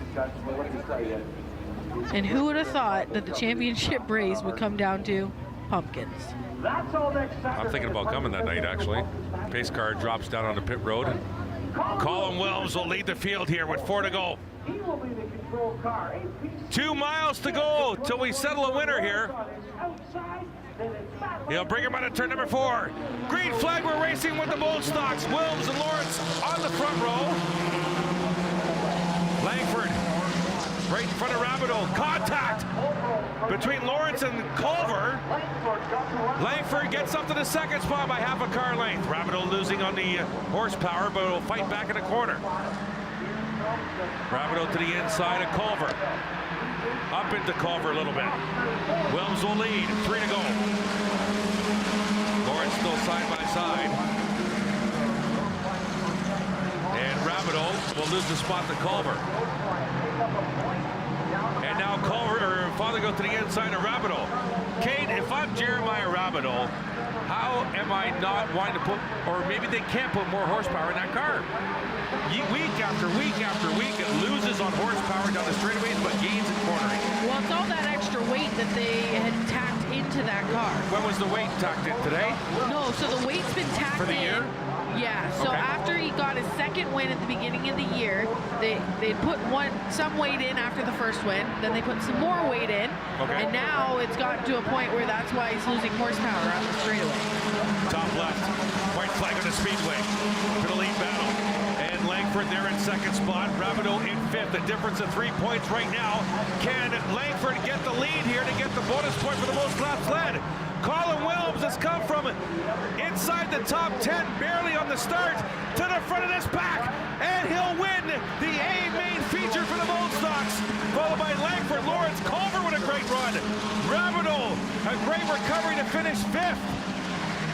Your rest of your top 10, Fothergill, Clark, Mayu, Craig, and Nathan Ria. So if our math is correct, Langford finishes 3 positions ahead of Rabideau, which is 3 points. Rabideau will take an unofficial 4-point lead to the Bone Stock Pumpkin Smasher, and I just made my decision. I'm coming to watch. 4 points. Unofficially, but I'm pretty sure we're accurate. You and I have been pretty accurate with points all season long. 4 points going to the final race, Kate. 4 points, and this race was awesome. Oh yeah, absolutely. Very exciting. This Bone Stock class has put on a show tonight. They have put on a show the last few weeks even, with all these points changes. Unbelievable. Hey, so many storylines as we well documented. In fact, that the most laps led were tied by both cars running for the championship. Rabideau and Langford leading 16 laps each unofficially. There you see Colin Wilms out of the car. We'll take it down trackside to Jamie Mazda. You deserved it. Ladies and gentlemen, Colin Wilms. I was trying to rack my brain. I don't think you've got a Friday night feature win, do you? No Friday night feature, just that special one last year. Tell me about it. Have you sunk in yet? You're a Pennzoil victory lane at Delaware Speedway in front of thousands of people. Feels unbelievable. What a hard race that was. A lot of fast guys up at the front there, but holy smokes. Pennzoil victory lane, finally. What do you think in that last restart? You've got Colin Wilms, never been to victory lane. You look over and there's an APC champ you got to beat on the restart. I was hoping was Langford would stay beside him and they could battle it out and let me take off. That was the hope, and it looks like it worked out that way, so I might owe Matt a beer. Now, what happened with the bumper? You lost some weight on the back there. 14 sideways in the middle of 3 and 4, and pancake right in the side of me, coming to like 3 to go or something with the lead. So Joe pulled up beside me, let me know the car was still okay, so good to go. I know you got a lot of people you want to thank for getting you down here to Pennzoil Victory Lane. Absolutely. First, I got to thank my wife for supporting and doing everything that she did. Wouldn't be able to do without her. Couldn't do it without Bob Reed, Brady Udman, Ian Levac. We got Jordan Brad down here. Sheldon's here too, even. Got to thank all the sponsors: Reliance Home Comfort, Tiger Jacks, Reed's Automotive. Got to make sure we thank Lift Tow and Toyota Material Handling as well for putting the series on, because if it wasn't for them, we wouldn't be here. So that's it. Has it sunk in yet? Nope. There you go, Colin Wilms. First time ever in Pennzoil Victory Lane of the 17 that's Colin machine. Wilms, your Bone Stock A main feature. We'll go Super Stock Racing for feature race number 2 on the other side of the break. It's Delaware Speedway Racing on Rogers TV, presented by Ray Cullen Chevrolet.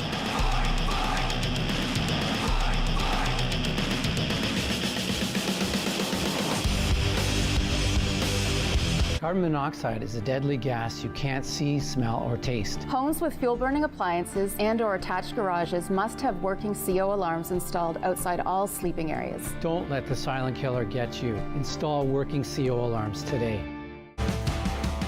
My name is Ryan Dyson, and I drive the number 28 race car at Delaware Speedway and across Ontario all summer long. You can check out our YouTube vlog series right here on Rogers TV every Friday at 6 o'clock p.m. I walk for my partner who is on dialysis. I walk in memory of my dad. I walk for all those waiting for a kidney transplant. I walk because I live with kidney disease. When you participate in the Kidney Walk or support someone who does, you're taking steps and providing hope to thousands of Canadians living with kidney disease. Behind every step, there's someone we walk for. Who will you be walking for? Who will you be walking for? Who will you be walking for? Register or donate at kidneywalk.ca.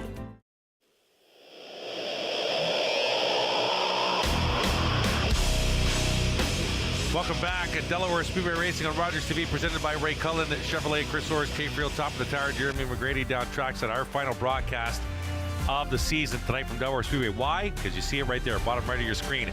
We're switching to London Knights hockey on Rogers TV. Coming up a week from tonight, our season debut as the Knights host their arch rival, the Sarnia Sting. Those two teams have gotten in some battles over the years, have they not? Sting and the Knights next Friday. Broadcast time at 7 o'clock. With the boys going to be back on this year again, and going to be set for some great Knights hockey, and hopefully they make another long run to the Memorial Cup. And we can't forget about JC Sullivan with all of her awesome interviews down there with the boys, bringing us the insight of how they're doing. It'll be very interesting once some come back from NHL camps to see what information she can get for us in the intermissions. We see the 83 of Brody Rickwood on our screens too.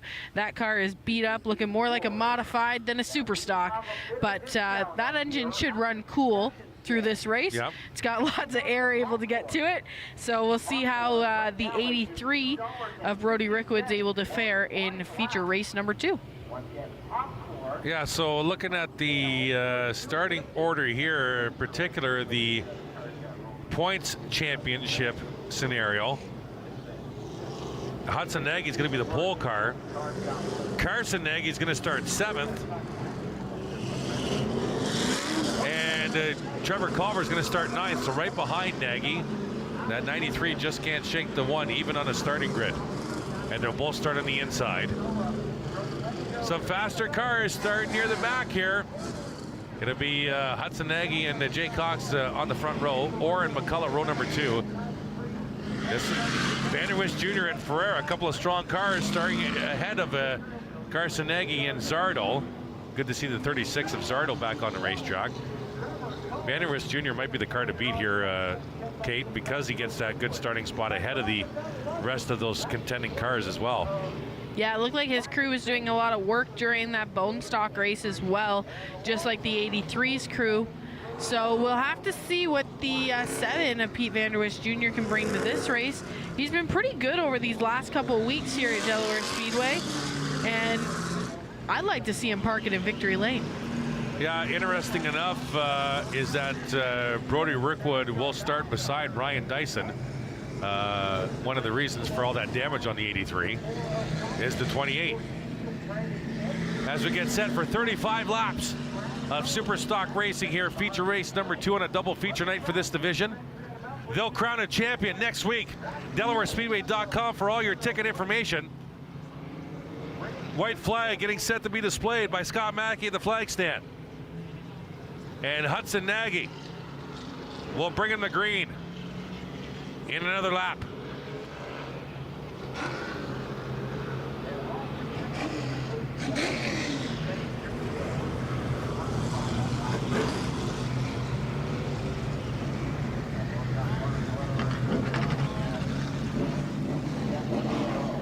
Race control, we're hearing throwing the gauntlet at the Super Stock, saying how great the Bone Stock feature was, and asking the Super Stocks to match them. So we're going to have to wait and see. What a great job by race control. I love it. Set the table, throw it out there. Lights off the Delaware Speedway pace vehicle. Hudson Nagy will bring him to the line. 35 laps to scheduled distance. Still got Jeremy got all his interviews out of the way early, so he nothing for the last hour and a half. Nagy will bring him to the line. Hudson, that is, out of turn number 4. They'll look to the flag stand. Green flag, we're racing with the Super Stocks at the half mile.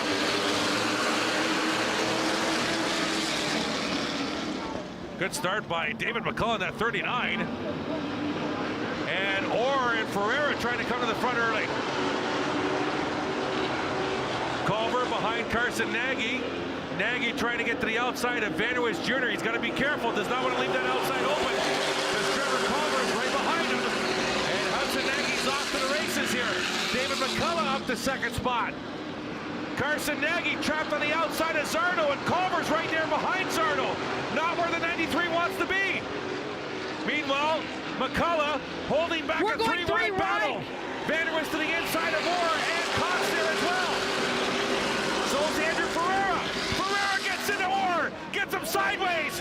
And Orr's around in front of Cox, and we'll get a caution maybe.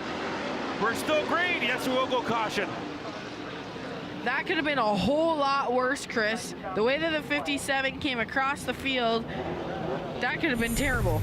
Let's go to the replay here. You watch it, Andrew Ferreira comes a little hot in that black number 9 into the corner, gets into the left rear of the 57. Ferreira a little hot there, slides up the track into the 57. Orr trying to save it. Hammers on the gas to try and get the car righted, and overcorrects a little bit and washes up the track in front of Jay Cox. And right behind Jay Cox was the 93 of Carson Nagy. Carson Nagy. They'll reset the field. A lot of positions actually changed hands in that front 7. Race officials are going to have to do some work here to reset the field here.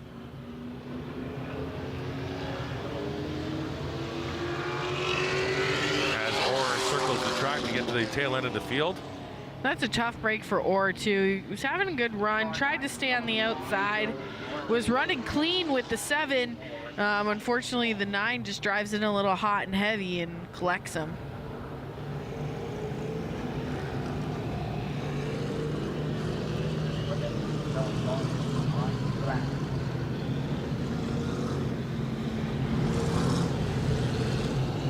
Be interesting to see if Hudson Nagy can keep his run here on this restart. Had a great start of the race, but so did the 93 of David McCullough that'll be to his outside. And Pete Vanderwist Jr. is right behind Hudson Nagy on this restart. So all fast cars in those top 3. And if you look a little bit further back, you've got Zardo, Nagy, that's Carson Nagy, and Culver. And the 83 of Rickwood's there, along with the 28 of Dyson. So that top half of the field is fast and looking for places to go. White flag being displayed this time by Hudson Nagy, David McCullough on the front row.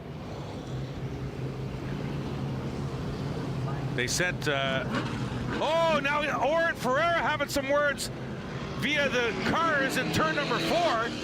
As Orr rode Ferreira up to the wall in turn number 4, they penalized Andrew Ferreira for washing out the 57. And Andrew won't be happy with that. But we did go into turn 1 pretty hot and heavy. Kate got into the 57, or did not like that. So that might be a story playing out at the back of this field on this restart. Hudson Nagy will bring him to the line with 33 to go. Vanderwist and Cox in row number 2. Zardo and Carson Nagy. Carson Nagy needs to get ahead of Zardo on this restart if he can. Green flag for racing with the super stock. Hudson Nagy, David McCullough battling for the lead. Vanderwist to the inside. Culver to the inside of Carson Nagy in turn number 3. That's your points battle. Right there, orange car, black car. And Culver's got by Nagy. And look out, here comes the 7. Pete Vanderwist Jr. takes Hudson Nagy on the inside. He's bringing Zardo along there with him. That's my pick. Pete Vanderwist Jr. at the front of this field will lead him out of turn number 4.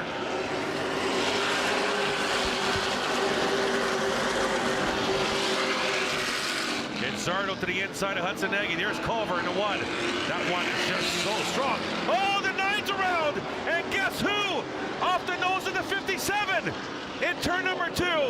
Now you got to throw a caution for the 9. You threw one for the 57. And there's the caution. And things continue to get heated between the 57 of Orr and the 9 of Ferreira. I apologize. Did you say you had something?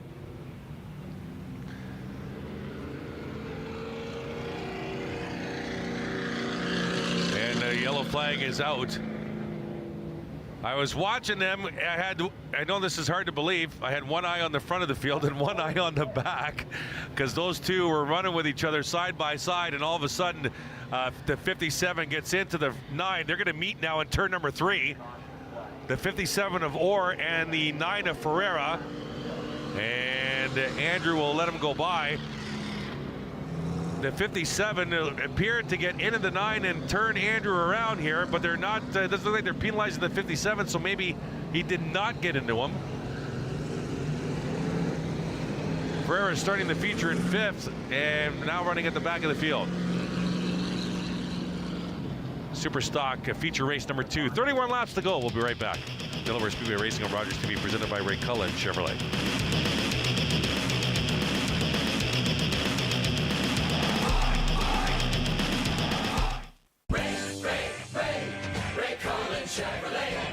Ray saves you money, and that's the key on Chevy, Buick, GMC.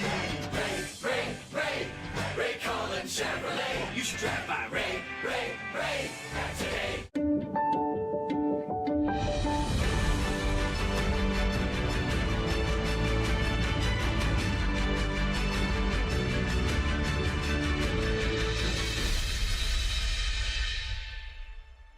Sports fans know Sundays are for football. That's why you need NFL Sunday Ticket.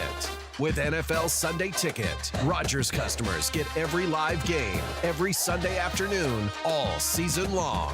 Follow your favorite teams and players live in HD.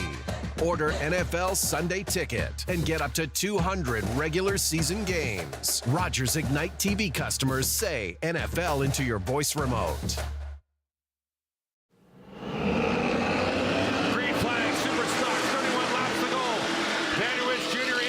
Lane Zardo into turn number 1. Culver into 1. Hudson Nagy into 07. McCullough 39. That's your top 5. And Carson Nagy now to the inside of Culver, right of your screen. Trying to get back up to that 1 car. Zardo fighting on the outside. Culver trying to win the double tonight. And he's going to get to the inside of Zardo. Zardo tried to come down on him, but there was no room. Culver now looking for the 2nd spot. Vanderwist Jr. out front.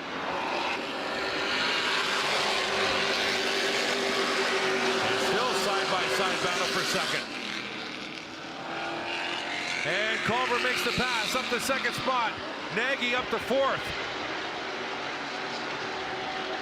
Everybody knows the tail here. Still got a lot of laps to go, but the 7 wants to keep clicking them off one by one. and would like to keep the 1 in his rearview mirror. And Ferreira still battling at the back of the field. There they are. And the 4 is Lonnie Thompson. Those 2 cars, the 57 and 9, have had a couple of altercations and a conversation under caution. Here's back up to your lead pack. Vanderwist Jr., Culver, Zardo, Nagy. The usual suspects. The 9 of Ferreira pushes the 57, who had to check up behind the 4 of Lonnie Thompson. Got the 57 a little squirrely, but everybody stays straight. Look at the bottom right of your screen. The 4 checks up. So does the 57, and the 9 just off the front of the 9. The 57 of Orr gets a little bit of loose. Front of the field, Culver trying to track down Vanderwist Jr. Zardo and Nagy, 3rd and 4th. These 4 cars have been the dominant cars in 2024 in this division.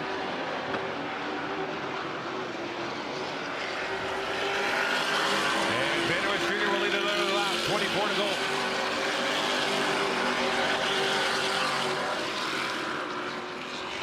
Front 4 have gotten away from the rest of this field. Rickwood and Hudson Nagy all by themselves battling for 5th. And then the rest of the field. Good on the Rickwood crew to keep plugging away. He's sitting in 5th so far in this race with 23 laps to go. Yep, they would get our Pit Crew of the Night award for sure. Front 4 all by themselves, elite quartet. They've been battling all year long. Very fitting that they're battling at the front of this field all by themselves on our last broadcast of the season.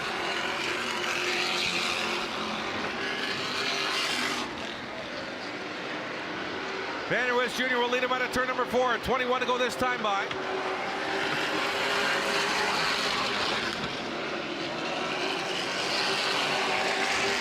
Nagy trying to get by Zardo. Culver trying to pad the lead. That'd be another 2 points on Carson Nagy if they were to finish as is. Plus he won the opening feature and led a lap and led the most laps if I'm not mistaken.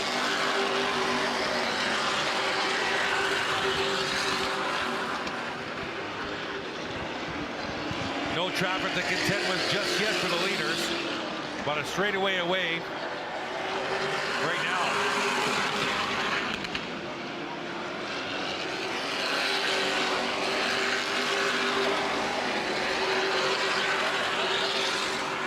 There's your lead quartet.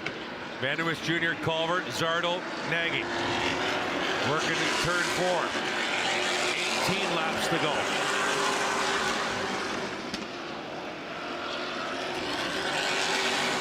Brody Rickwood having a whale of a run with no hood and no front bumper. Running 5th ahead of Hudson Nagy. McCullough in 7th, Dyson in 8th, Cox in 9th, and Cody Wiles running up the top 10.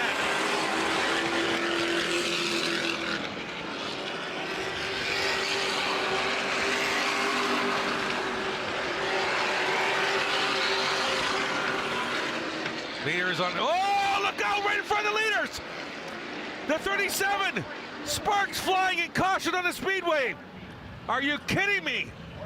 Of all the places on the track, right in the middle of the lead quartet.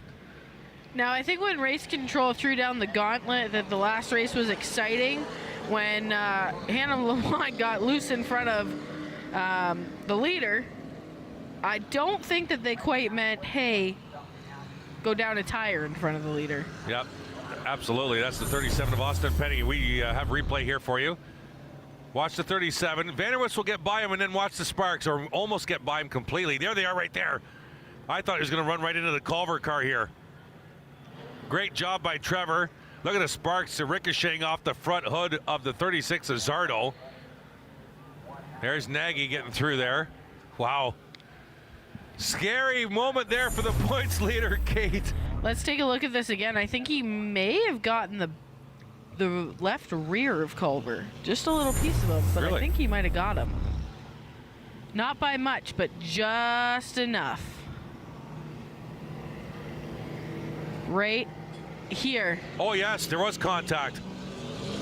There was contact into that left rear tire. Interesting. Culver stays on the track. Orr is going to pit in the 57. Yeah, that left rear of Culver seems to be without damage. I think he may have just gotten right on that rub rail that you see. You see that little gloss that goes right through the number, and just in between the two sets of sponsors on either side, there's a gloss panel there. It's more of like a panel so that you can keep some tire marks off those lovely sponsor decals. Yeah, I'm surprised there's any blank spaces left on that car. With that sponsor read we heard from him earlier tonight. Well, he didn't forget us, and that's all that matters. Track officials still in turn number 4, tending to the 37 of Austin Penny. That car was kind of tracking down the front stretch, and when I say that, it looked like it was kind of shifting back and forth as it came across the start-finish line. I'd seen that a couple laps before, and I was kind of watching it. It was doing it a little bit on the backstretch, too. I'm wondering if that was the starting of that tire. Under caution, 17 laps to go, and that's the reason why. We'll be right back. Delaware Speedway Racing on Rogers TV, presented by Ray Cullen Chevrolet.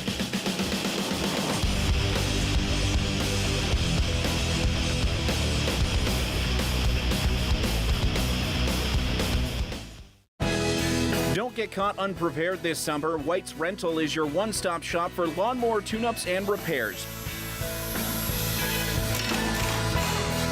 You can visit us at our new location, 785 Little Simcoe Street. My name is Ryan Dyson, and I drive the number 28 race car at Delaware Speedway and across Ontario all summer long.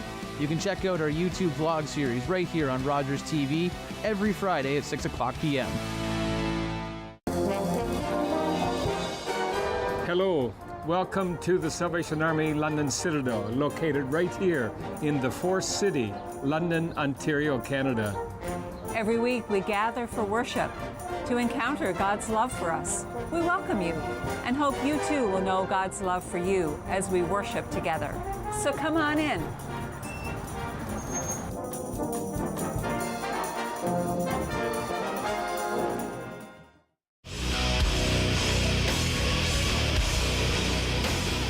Welcome back, Delaware Speedway Racing on Rogers TV, presented by Ray Cullen Chevrolet on the tail end of the caution, and this is why we went to caution. Kate, take us through it. The 37 of Austin Penny, it looks like something's broken the front end of that car, shooting sparks out the back. And if you watch here with the one making slight contact right before the left rear there of I think the it was one contact machine. on that wheel well. You saw the fender above the tire. It was contact with that fender. I think it may have just missed the actual tire, though, Okay. just the way that they like to kick out that panel. Pete Vanderwist Jr. will lead him back to green with 17 to go. Both Culver and Nagy will start on the outside. Green flag, we're racing with the Superstocks. We'll see what Culver and Nagy have on the outside line here. Front four immediately split away from the field. And they'll drag race down the back. Rickwood in the 5th spot. Nagy made a smart move here. Will it pay off? He actually broke early to get behind Zardo. This is a key moment in this race. If Zardo can get to that rear bumper of Vanderwist, they might trap Culver on the outside. Nagy saw that happening. Last time by, he broke early in turn number 3 to get behind Zardo on the inside groove. And that could prove to be a big move here. Culver down to the outside of Zardo, falling back. Vanderwist to the lead. Now what's Nagy have for Culver? Zardo rolls up the track. Nagy to the inside of Culver. Smart move by the 93 2 laps ago. And Nagy gets ahead of Culver now. Very smart move to see that ahead of what was happening. Zardo the second, Nagy to third. Culver drops back to 4th. Rickwood in 5th. Then it's McCullough, Hudson, Nagy, Cox. Ferreira's been a nice recovery. Andrew Ferreira up to 9th. 13 to go. 28 of Ryan Dyson back in 11th spot. all by himself ahead of Lonnie Thompson. Culver now looking to the inside of Carson Nagy in turns 3 and 4. I don't think that 93 can run as low as the one, unless Carson would put it there, Kate. Yeah, it just seems that they run two different lines on this track, and we have seen how that does play throughout this season. Can be the make or break for some of the drivers. It's all about where your car handles, where you're comfortable, and where you can drive it. Absolutely. Leaders take another lap. 11 to go for Pete Vanderwish Jr. in the 7. Out front, you're watching the battle for 3rd and 4th. It's also the points battle. The 1 leads the 93 in the points, coming into tonight by 17. Just like to say, another good recovery from a team tonight would be for the 36 of Lane Zardo. Didn't finish the first feature, had some issues, went to work. They're back out there. They're running in second. They're right on the back bumper of Pete Vanderwish Jr. Yeah, good job for the 36 team as well. Zardo right there on the rear decklet of the 7 of Vanderwish Jr. Nagy's gone away from Culver a little bit. Great recovery from the 7 of Andrew Ferreira. He's up to 7th now. And about 9 laps ago was at the very back of this field after a couple of altercations with Ethan Orr. 8 to go for Vanderwish Jr. at the line.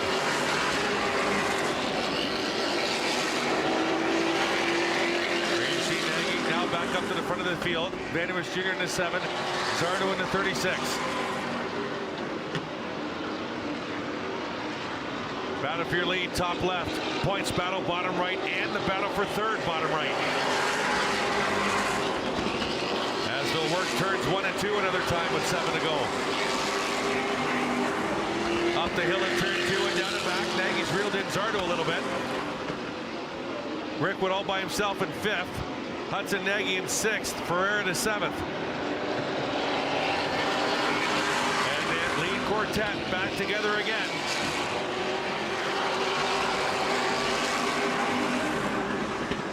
Down the back they go another time. 5.5 laps to go for Pete Vanderwish Jr. Culver will look to the inside of Nagy. Oh, we got a car around. They went right by the car, outside in the groove, and the caution just came out. I'm not sure the officials saw that car. We got 2 cars around with it. The 28 at Dyson, that was Orr in the 57, the 14 at Wilds. I think everybody saw that late. We saw it late. It was like hidden up there. The leaders went by it and we were still green. So everybody lost sight of the 57 of Orr. And we're under caution with 6 to go. We've got another shootout, Chris. Yeah. Vanderwish Jr. is the leader. There's the 57 of Orr. Replay here. Leaders into turn number 3. We're still green at this point. There you see the light. We're still green. They go inside of Ori's partner. I think the officials just lost sight of Ethan. Yeah. Like there's no way they were waiting that long for him to restart, Kate, because the leaders were coming around. Yeah, and he's up out of the main groove, but you can see how a couple catch him just late and go, whoa. Yeah. Like usually when the officials are waiting for a car to restart, we've seen it twice already with Orr over in turn 2 and Ferreira. They wait as long as they possibly can. When the car doesn't move, they're going to throw the caution with at least 2 turns in advance notice for the leaders, if not a half a straightaway. I think they just lost track of where the 57 was until the leaders got there. Yeah, and luckily he was in a very outside groove. I'm glad he was high and up and out of the way. Yeah. That could have been bad. 6 laps to go in this super stock feature race number 2 tonight. I think the 7 car was getting into a groove there, and unfortunately the yellow comes out again. Pete Vanderwish Jr. having a great run, as well as the 83 of Rickwood. Yeah. And Lane Zardo. Yeah. All had issues in the first feature. It is great to see those 3 cars in the top 5. Good opportunity right now under caution, because I don't want to forget later when we wrap things up for the year. Got to thank the ownership and staff at Ray Cullen for jumping on board for the first time this year with the Delaware Speedway Racing at Rogers TV, presented by Ray Cullen Chevrolet. A huge shout out to the ownership and staff there of having confidence, trusting in the Rogers TV product at Delaware Speedway and jumping on board as the title sponsor for our first year this year, and it's been a success. It's been a great success, and we are glad that somebody's jumped on board, wanted to present racing here at Delaware Speedway, and we are happy to have them and hopefully welcome them back again next year. Yep, and you're always welcome to be a part of this broadcast. Just reach out to the staff at Rogers TV London. Also, if you want to volunteer, taking volunteers, whether it's in-house TV show or outdoor sporting event or whatnot, reach out to contact your Rogers TV London staff and to find out more about volunteering. Lights off the Delaware Speedway pace vehicle, 6 to go. Vanderwish Jr. will bring him to the line. And Nagy starts inside of Culver in row number 2. Rick Wood, Hudson Nagy, row number 3. Here they come. Green flag, we're racing with the Super Stocks with 6 to go. 2 by 2 by 2, 5 rows deep. Out of turn number 2 and down the back. Vanderwish Jr., Zardo, drag race down the back. Nagy drops in front of Culver. Culver in front of Rick Wood. Ferreira to the inside of Hudson Nagy. Andrew Ferreira continues to come to the front. Side by side for the lead with 5 to go. Carson Nagy right there. Gets to the door of the 36. Trying to get another spot. And Zardo will dive down in front of the nose of the 93. And will keep the second spot. They're all nose to tail at the front of the field with 4 to go. 7 of Pete Vanderwish Jr. wants to see Zardo and Nagy go to battle here for the second spot. They can play in my mirror all they want. Let me keep going. Absolutely. Culver, I think, content right now with the 4th spot. He's added points to his points lead tonight already in that first feature. 3 to go for Vanderwish Jr. 3 to go. He's looking stout. He wants to keep on going. That gap gets a little bigger coming out of turn 2. That's the way he wants to keep it. He's coming up to 2 to go. Yeah, Culver looking to the inside of Nagy for the 3rd spot. Popsicle sticks in the air. 2 to go at the strike for Pete Vanderwish Jr. Who will lead Zardo, Nagy, and Culver up the hill in turn 2 and down and back another time. Ferreira to the inside of Rickwood for 5th. What a recovery by the 9 of Andrew Ferreira from the back of the field. Oh, they're around in turn number 3. Rickwood and Ferreira around. And we got cars flying into the corner. Collison and Orr get through. They were coming in at speed. Edgar was involved. So was Lonnie Thompson. And caution on the speedway. We're not done yet. And it's the curse, the broadcasting curse. It was the curse of the broadcaster. We were talking about that 9 of Andrew Ferreira on the backstretch, making a move on Rickwood, coming from the back of the field and trying for 5th. And they both went around in turn number 3. Should I say it again? I think we have a shootout. Yep, go ahead. Absolutely, with 2 laps to go officially. And Pete Vanderwish Jr. has to protect another restart. We'll be right back. Delaware Speedway Racing on Rogers TV, presented by Ray Cullen Chevrolet.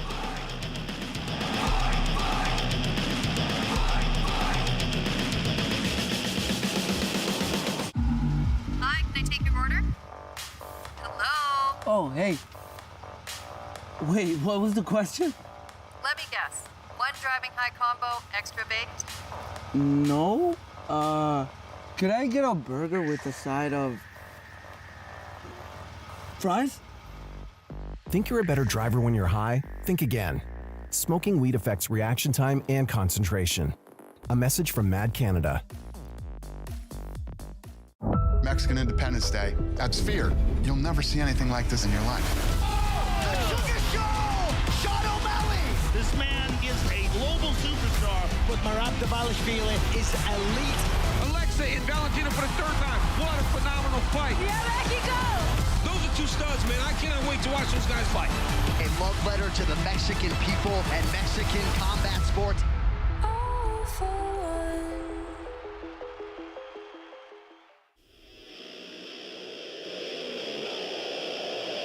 Welcome back at Delaware Speedway Racing on Rogers TV, presented by Ray Cullen Chevrolet. Chris Soares, Kate Friel, top of the tower. Jeremy McGrady down trackside.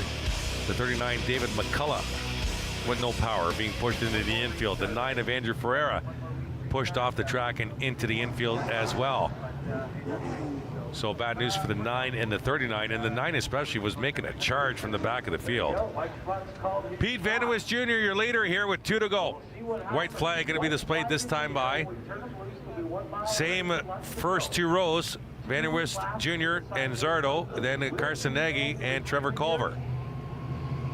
And when we're talking about bad luck again for the 83 of Rickwood. He was having a great race, running in the 5th position. He's just been in the wrong place at the wrong time. Don't forget, Delaware Speedway going to crown their track champions in multiple divisions next week. The late models, super stocks, the V8 stocks. DelawareSpeedway.com for all your ticket information. They'll crown the Bone Stock Championship at the Pumpkin Smasher in October. So a pretty big break for the Bone Stocks. DelawareSpeedway.com, your ticket information. Here we go. A 2-lap shootout to finish off tonight, to finish off our season here on Rogers TV. And Pete Van Der Wist Jr. will bring him to the line. Green flag, we're racing with the super stocks with a mile to go. Palmer got a great start. Yep, trying to get to the outside of the 93 and Nagy. Zardo's still there on the outside for the lead. They'll drag race down and back. Nagy to 3rd. Zardo with a half a lap lead, or half a car length lead into turn 3. Van Der Wist Jr. fighting back. We'll see the white this time by. White flag, it's a drag race at the heat. And Zardo at the line will lead that lap. Last lap for tonight at Rogers TV, and it's going to be a doozy. Van Der Wist Jr.'s turned and hard into the outside wall. And caution on the speedway, and multiple cars wrecking on the backstretch. Lonnie Thompson's in it. Cody Wilds is in it. And a huge wreck in turn number 3. And this one not over yet as we go to red flag conditions. Red flag conditions, drivers must stop immediately and as soon as possible. The only reason they are to move is if they're asked to move by radio control or track safety officials. There's the 14 of Wilds involved. Lonnie Thompson's high in turn number 3. Go ahead, Kate. And we've got crew members on the track, so this isn't going to go over well. I didn't see the crew members. Oh, right. Yeah, what's going on there? So it looks like crew members of the 7 camp came onto the racetrack to have some words with the 36. The 36 of Zardo. That's got to be some penalties there, and still having some problems there. All right, and that was probably the 7 crew, I would imagine.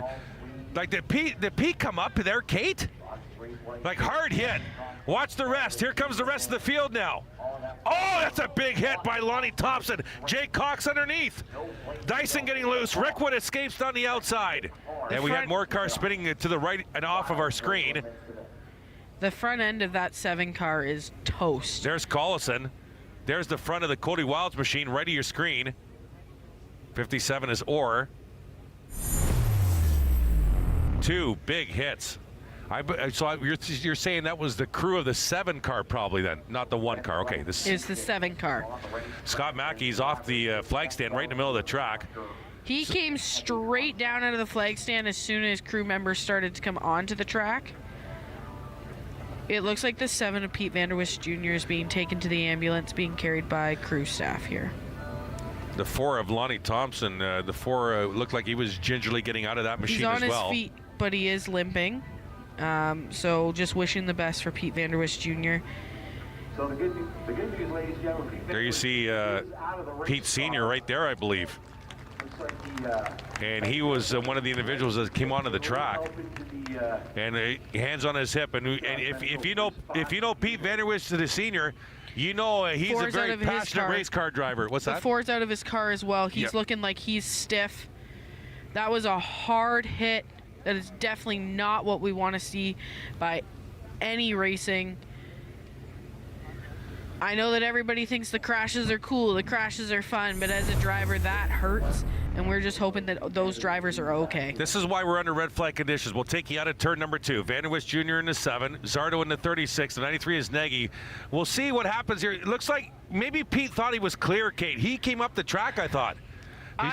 He spun off the nose of the 36 of Zardo. Now watch the white 4 coming in here. Watch this hit. That's a major hit on the left front. And you see it just right where behind the wheel well, too. So, you know, and that's where his feet are going to be. Where the legs and that's are. what they're trying to look at right now. Absolutely. That's a very, very hard hit. I don't, from that angle, it's really hard because it almost looks like the 36 is coming down as the 7 might be going up. So. Yeah, Thompson looking very gingered as well. He was, he delivered that hit, had nowhere to go. Racing aside, and whose fault it may have been, all I hope is that those drivers are okay, Chris. Oh, absolutely. Without question, under red flag conditions here. And officially, on the scoreboard, we see one lap to go. They had taken the white, but not the entire field had taken the white. We'll be right back under red flag conditions from Delaware Speedway. It is Delaware Speedway Racing on Rogers TV, presented by Ray Cullen Chevrolet.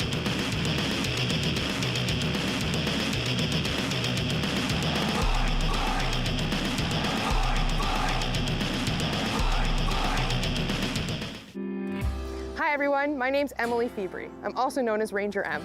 I'm an environmental communicator and educator, and I get to talk to a lot of different people about all things nature and conservation. I love to knowledge share, and that's what I want to do with you. So come on, let's go learn with Ranger M.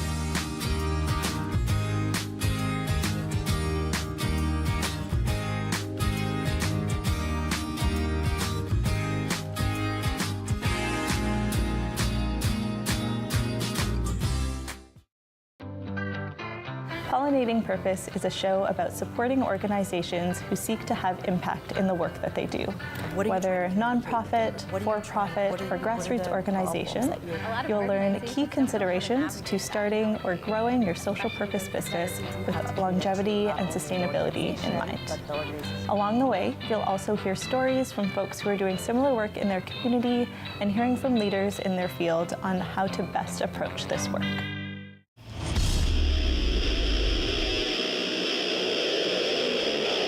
Welcome back. Delaware Speedway Racing on Rogers TV, presented by Ray Cullen Chevrolet. There you see flagman Scott Mackey going back to his perch, still under red flag conditions for a major wreck on the backstretch. And here is why. We will take you from the start-finish line around the turn number 3. Pete Vanderwist Jr. was the leader. Lane Zardo pressuring on the outside. Carcinegi into 93. They'll come out of turn number 2 and down the back. Watch the left front tire of Vanderwist Jr. Looked like it was turning right a little bit, went off the nose, hard impact into the outside wall. A couple of cars go by. Now watch, here comes the 4 of Lonnie Thompson, and a big, huge hit into the left front of the 7 of Vanderwist Jr. We saw before a break, Pete was being very gingerly put into the back of the ambulance. They were tending to his leg. Thompson in the 4 was gingerly out of his car as well. And still under red flag conditions, as you see the EMS unit going back into the infield. Now, right side of your screen from our speed shot camera, watch Pete Vanderwist Sr. coming over the wall. He's headed for the green car of Lane Zardo. This is under red flag conditions. Cannot come on the track. Now he's going to say something, lean in the driver's window. We thought we heard from outside that he would be in the car next time around. Here's Scott Mackey flying into action off of the flag stand onto the track and ushering Pete Vanderwist Sr. back to the infield. Great work by our camera crew here under red flag conditions. Wow, lots going on here with one lap officially on the scoreboard still to go. Kate Friel. Yeah, that was a lot of events all at once. We've got cars being loaded onto the hook, onto the flatbed. And we've got the pace car out there with still one to go on the... Yeah, and lots of fluid to clean up. Lots of fluid, corner entry, turn 3, and all the way up to Thompson's 4 machine, where you see right now they have the car hooked onto the tow truck. Still kind of leaking. There's some, it looks like, unattended leak coming off that left rear tire area that they're going to have to tend to. Major incident here. Let's show you it again. This is a little closer look at Pete Vanderwist Sr. from the right side. The 7 spun off the 36, coming to talk to Lane Zardo on the track, not supposed to be there. We are under red flag conditions. Now you're going to see shortly Scott Mackey coming from the left side of your screen, flying off his flag stand perch onto the track. Here he comes, and he's going to tend to Pete Vanderwist Sr. and usher him off the track as soon as possible. Not allowed to do that. There's definitely going to be some sort of penalties or discipline incurred to that to 17, I would imagine. Obviously, Pete didn't have the benefit of seeing the replay. We don't know if we couldn't tell if Lane was coming down.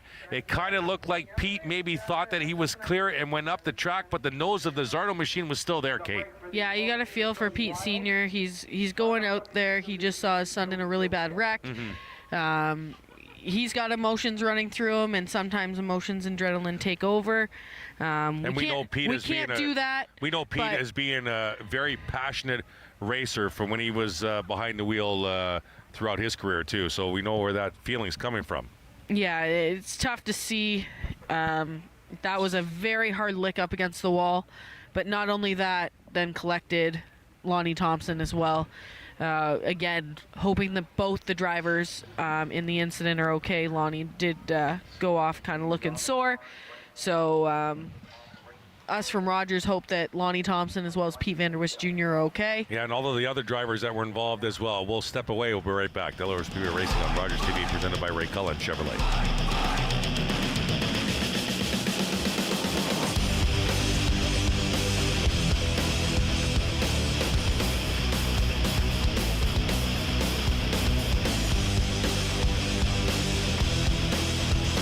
When I was diagnosed with Guillain-Barré syndrome, I was deteriorating in front of everybody. All my life I lived with sickle cell. I went through a tragic crisis that put me in a coma for 3 weeks. While I was in there, I received a lot of blood to put me in a healthier state. I was given the plasma then through IVIG. Even though that happened so long ago, it still has a massive impact on me today. Thanks to donors, I can live another life. Because of you, I will be seeing my grandchild.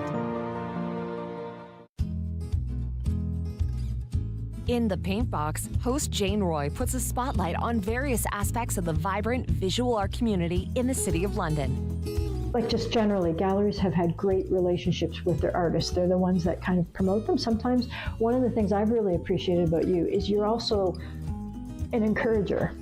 The Paint Box, Mondays at 5:30 p.m.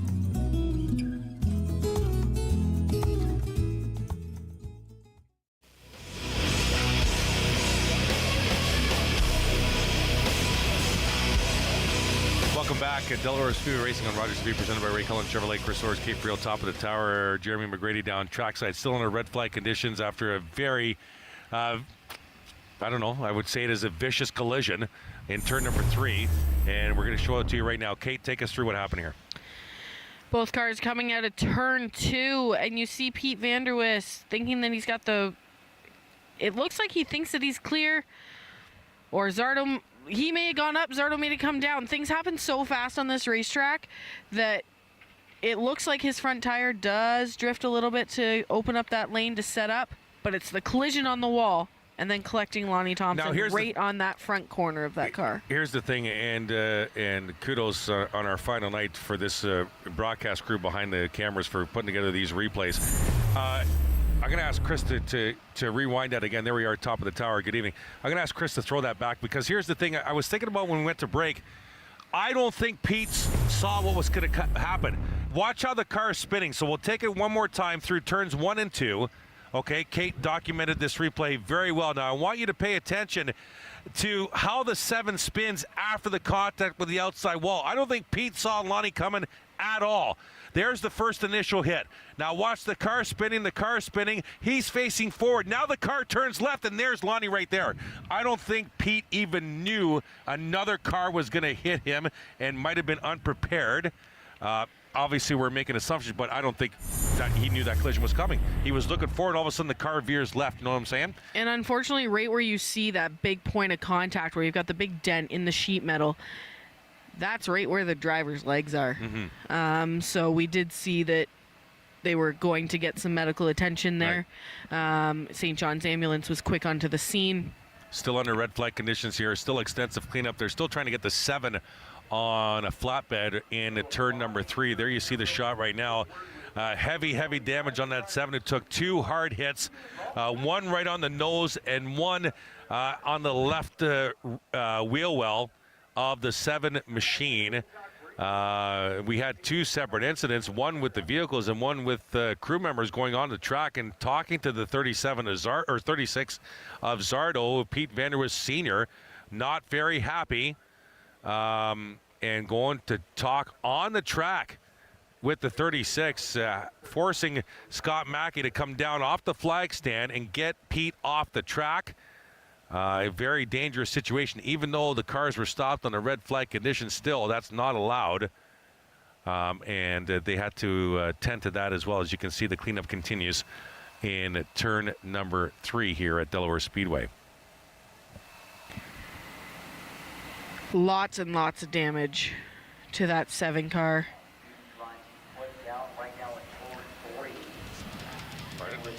It looks like they're not even fully able to get it fully on that flatbed. Yeah, with absolutely. how messed up and mangled that race car is. I know. All right, they're going to try and haul it away as cleanup continues here in turn number 3. We'll be right back. Delaware Speedway Racing on Rogers TV, presented by Ray Cullen Chevrolet.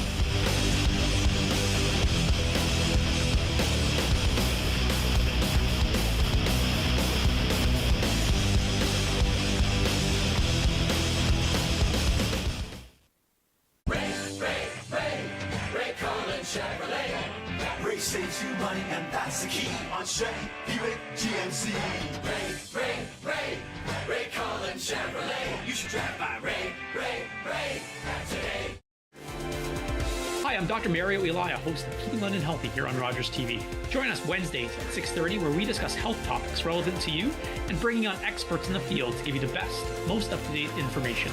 See you then. My name is Ryan Dyson, and I drive the number 28 race car at Delaware Speedway and across Ontario all summer long. You can check out our YouTube vlog series right here on Rogers TV every Friday at 6 o'clock p.m.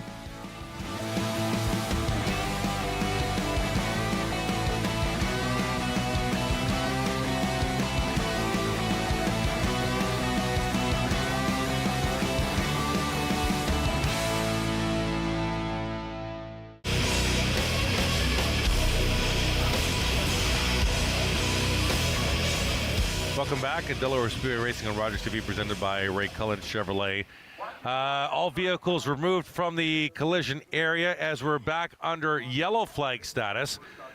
There is a ton of fluid cleanup material in corner 3 and up the track into the very high area of turn number 3, but the key is right there on your screen. That is corner entry after full speed on the backstretch. This is going to have to get worked in for a little while here by the cars before we go green. There you see the front of the field. I'm not quite sure why the 36 is the leader. The 36 an involved car here. And like I said, I'll preface my comment by saying I'm not in charge of the rules. I don't officiate at the track.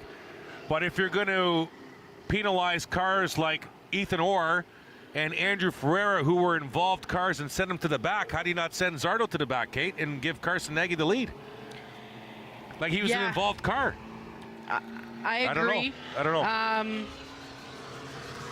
Unfortunately, we're not. It's too bad it's our last night of the year, because this is getting pretty good. I don't know, but I think that calls above our pay grade today. So that's right.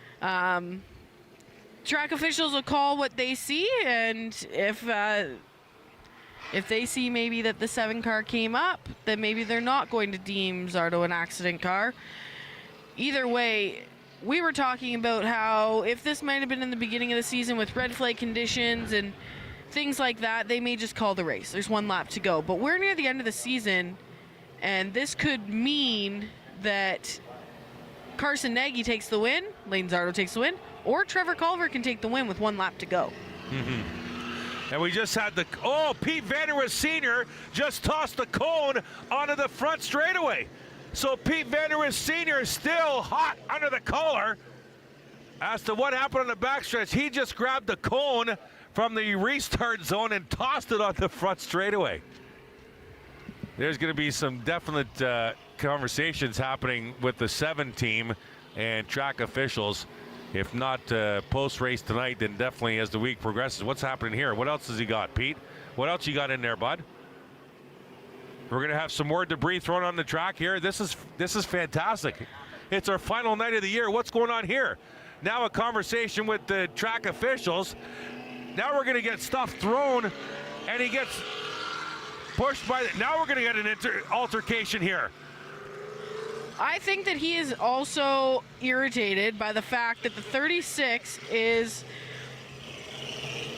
at the front of the pack. Now you see a race official going to step in here. So safety officials, now a track official. Now you're right, Kate. How's the 30? Okay, and you make a good point. The 7 maybe came up on the 36. So when Ferreira came up on, or at the start of this, let's see the cone here. Watch the right side of your screen. Can we see? There he is at the pit wall, and there's the throwing the cone at the Zardo car. Hey, Pete Van Der Wist Sr. is hot on the collar. So you make a great point. Van Der Wist Jr. may have come up on Zardo. But earlier on at the start of this race, Andrew Ferreira comes up in turn 1. Andrew Ferreira comes up in turn 1 on Ethan Orr, and Ferreira gets put to the back, and so does Orr. I don't understand why the 36 at the front of this field. And I think that might be what Pete Van Der Wist Sr. is looking from track officials. Looking for answers. Yeah, this is and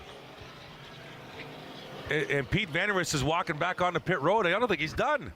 Like, there's serious issues happening on pit road, and they're going to give a white flag here.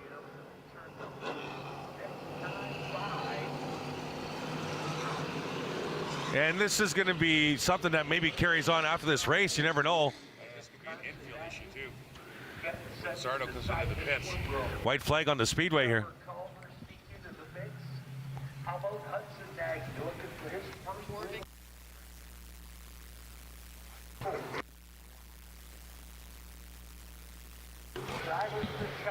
Here we go. Lights off the pace car. 1 lap shootout to settle it. Can Zardo win it? Can Carson Nagy stay ahead of Culver and win it? Green flag! It's a 1-lap shootout at Delaware to finish off the year on Rogers TV. And Zardo will grab the lead into turn number 1. Nagy will fight down under Culver. Now to the inside of Zardo. Nagy's got a little bit of life left.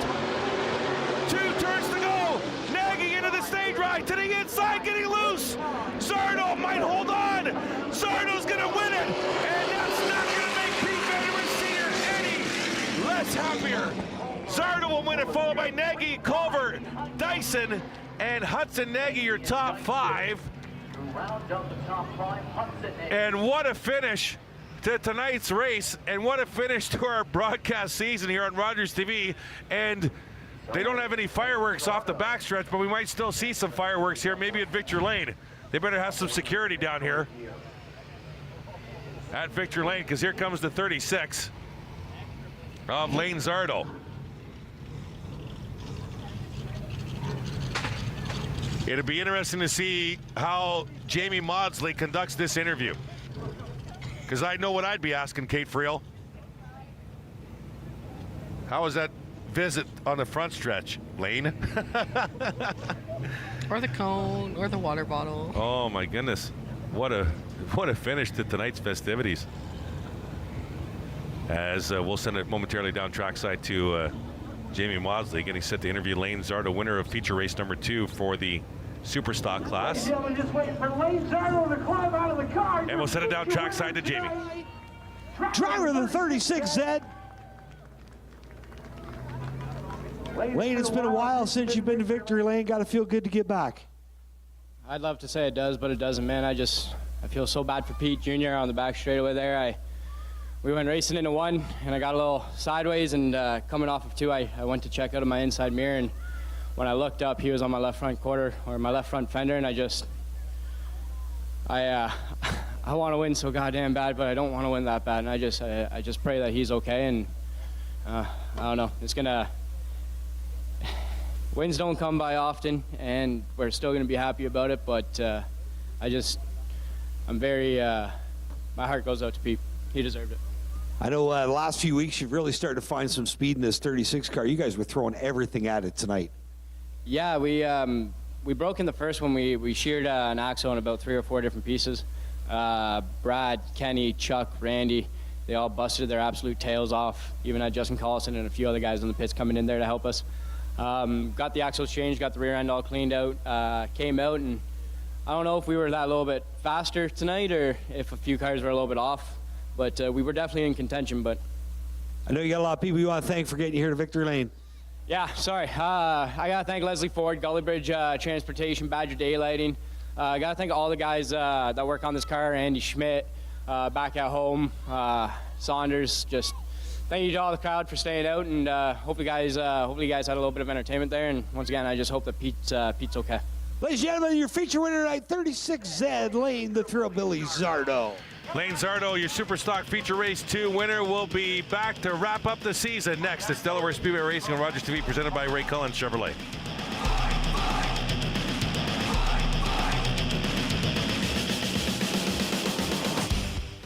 Today, I helped a senior find transportation to an important medical appointment. Today, I helped a new mom find virtual programming so she didn't feel so isolated. Today, I helped someone understand new government supports. Every day, 211 navigators connect Canadians to critical government and community programs and services. 211. Help starts here. Bad boys, what you gonna do? What you gonna do when they come for you? I'm about to make my move. Marcus, we do not have any weapons. I take the 3 in the front, you take the 6 in the back. No, do not. Bad Boys, buy or rent now. Rated R. Bad boys, what you gonna do? Bad boys.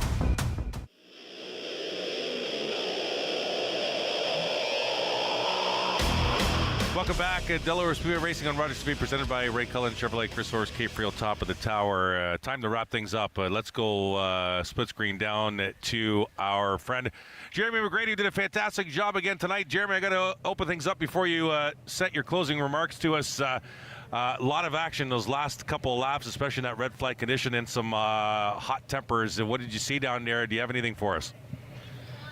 Well, certainly quite the fireworks show down here in the pits.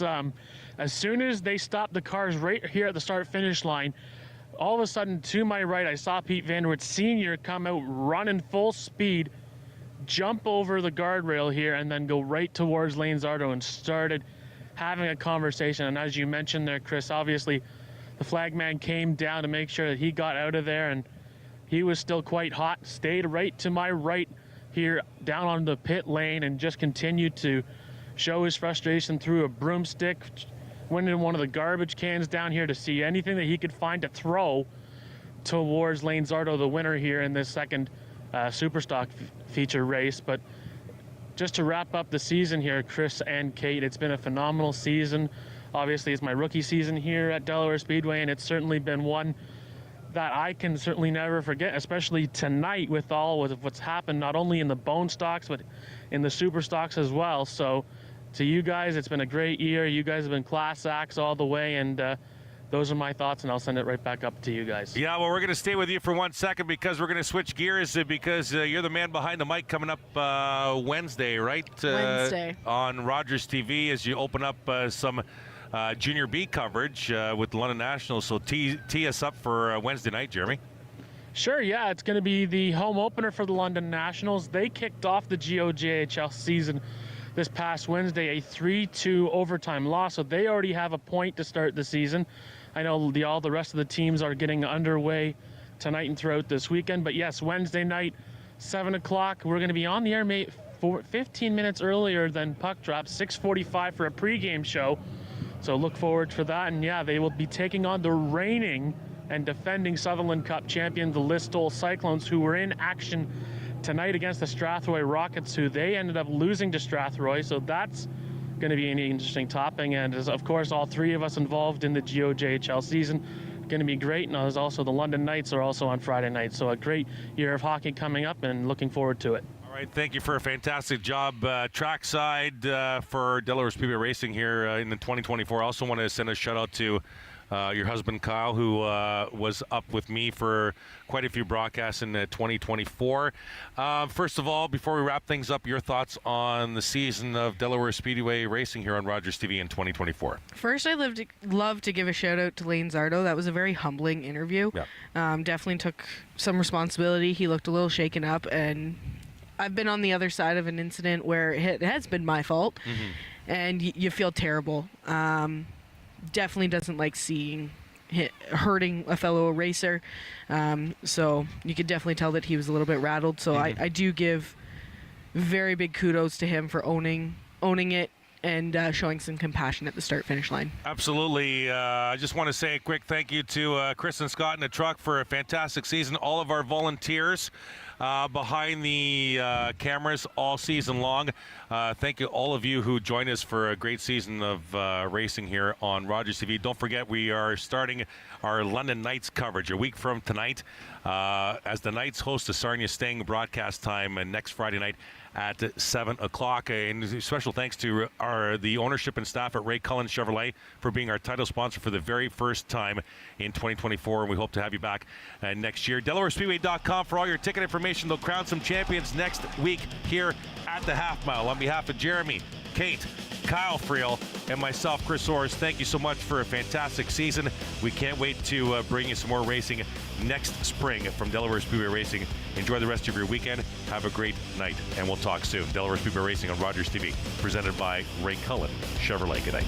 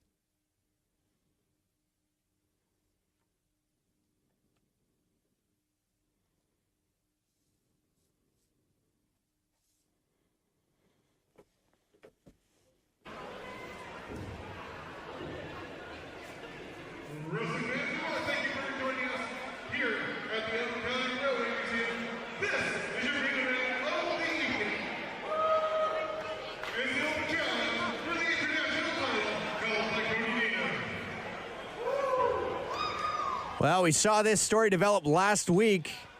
Cody Deaner, TNA star, came out here to address the crowd. Said he hasn't wrestled in St. Thomas in almost a decade, and he's from the area here, of course. Threw out the open challenge. And, well, it was not long before Bryce Hansen's music hit. The young lion here looking for a big win over a massive superstar in Cody Deaner. Absolutely. Bryce Hansen making Cody Deaner put that international championship on the line. Much different look than the last time we saw Bryce Hansen. Maybe looked a little in over his head after accepting that challenge from Deaner. But confidence all over the face of Hansen now.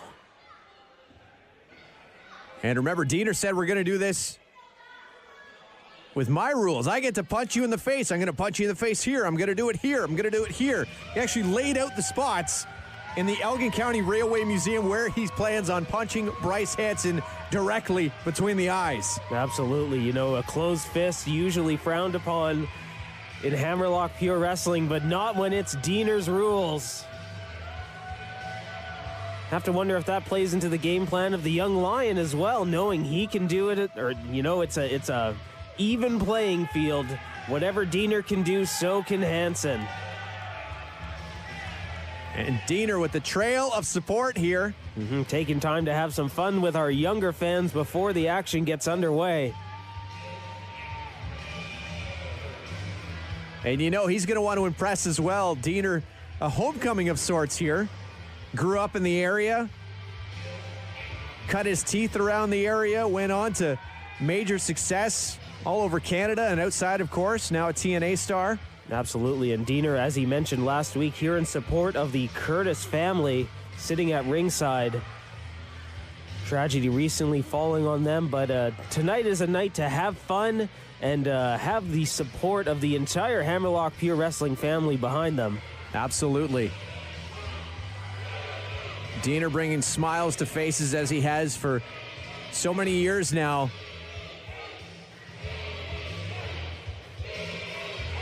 Don't get it twisted, though. Just because he brings smiles to faces doesn't mean he's not ready to hurt the young lion, Bryce Hansen, here. Exactly, as our young crowd chants those 3 letters Cody Deaner is known for.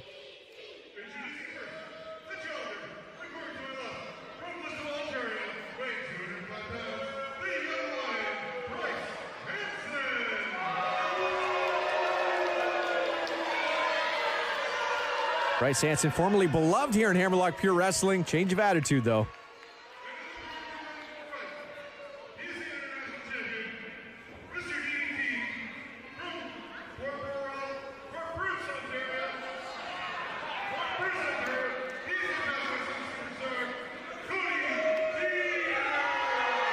A lot of ports in the area, but yes, Port Bruce, Ontario's own Cody Deaner.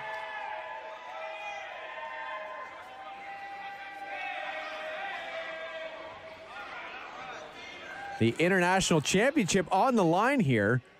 Not sure Deaner planned on putting that on the line when he made the open challenge, but Bryce Hansen said, hey, if you're going to wear that into the ring here in Hammerlock Pure Wrestling, I want it. Absolutely. Deaner making the most of that opportunity, though. He wants to put his title on the line. He gets to pick the rules. Closed fists and punches to the face, usually not allowed here in Hammerlock Pure Wrestling, as we take the rules very, very seriously, but special privileges here as Cody Deaner kind of wrote that into his contract for this match. Exactly, changing things up for this evening's main event.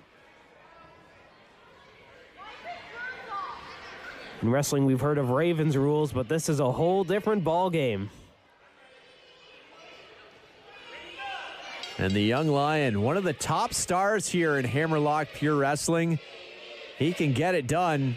His attitude has been questionable recently. That's very true. In our previous matchup, we saw both champion and #1 contender. Can't imagine it'll be long before Bryce Hansen finds himself in either of those roles. And Cody Deaner reminding Bryce Hansen, yeah, I get to punch you in the face, remember. Here, there, and everywhere at the Elgin County Railway Museum.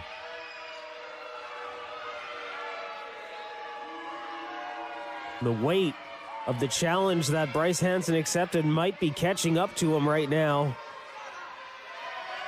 As the fans let Hansen know exactly how they feel about him. The pressure is on for the young Lion.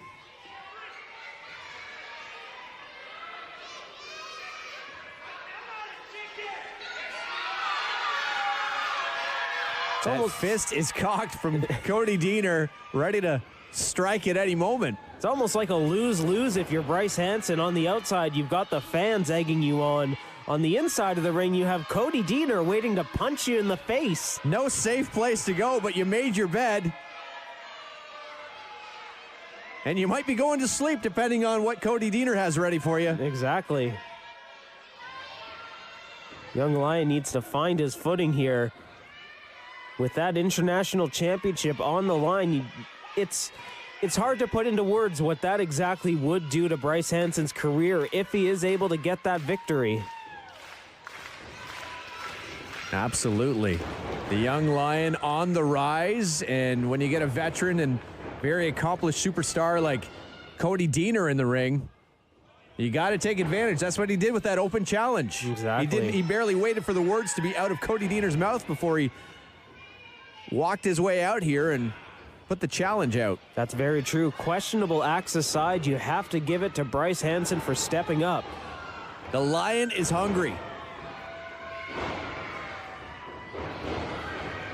Will he be able to eat is the real question. That's a good question. He might be having a fist in the face from Mr. DDT for dinner tonight. He's aware of that now. And once again, slipping out of the ring. Just a quick refreshment. Bryce Hansen trying again just to find his moment to get into this matchup. Young Lion stalking his prey in Cody Deaner.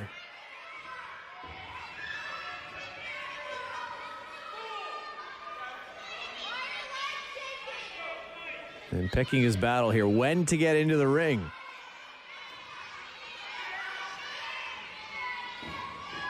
Deaner's been around the block, though. He's seen this. Absolutely. He's going to wait for his moment. It's a situation that no matter how talented Bryce Hansen is, and don't get me wrong, it is extremely talented. I imagine Cody Deaner's just been around so long that he's forgotten things that Bryce Hansen just hasn't learned yet. Absolutely. Great point.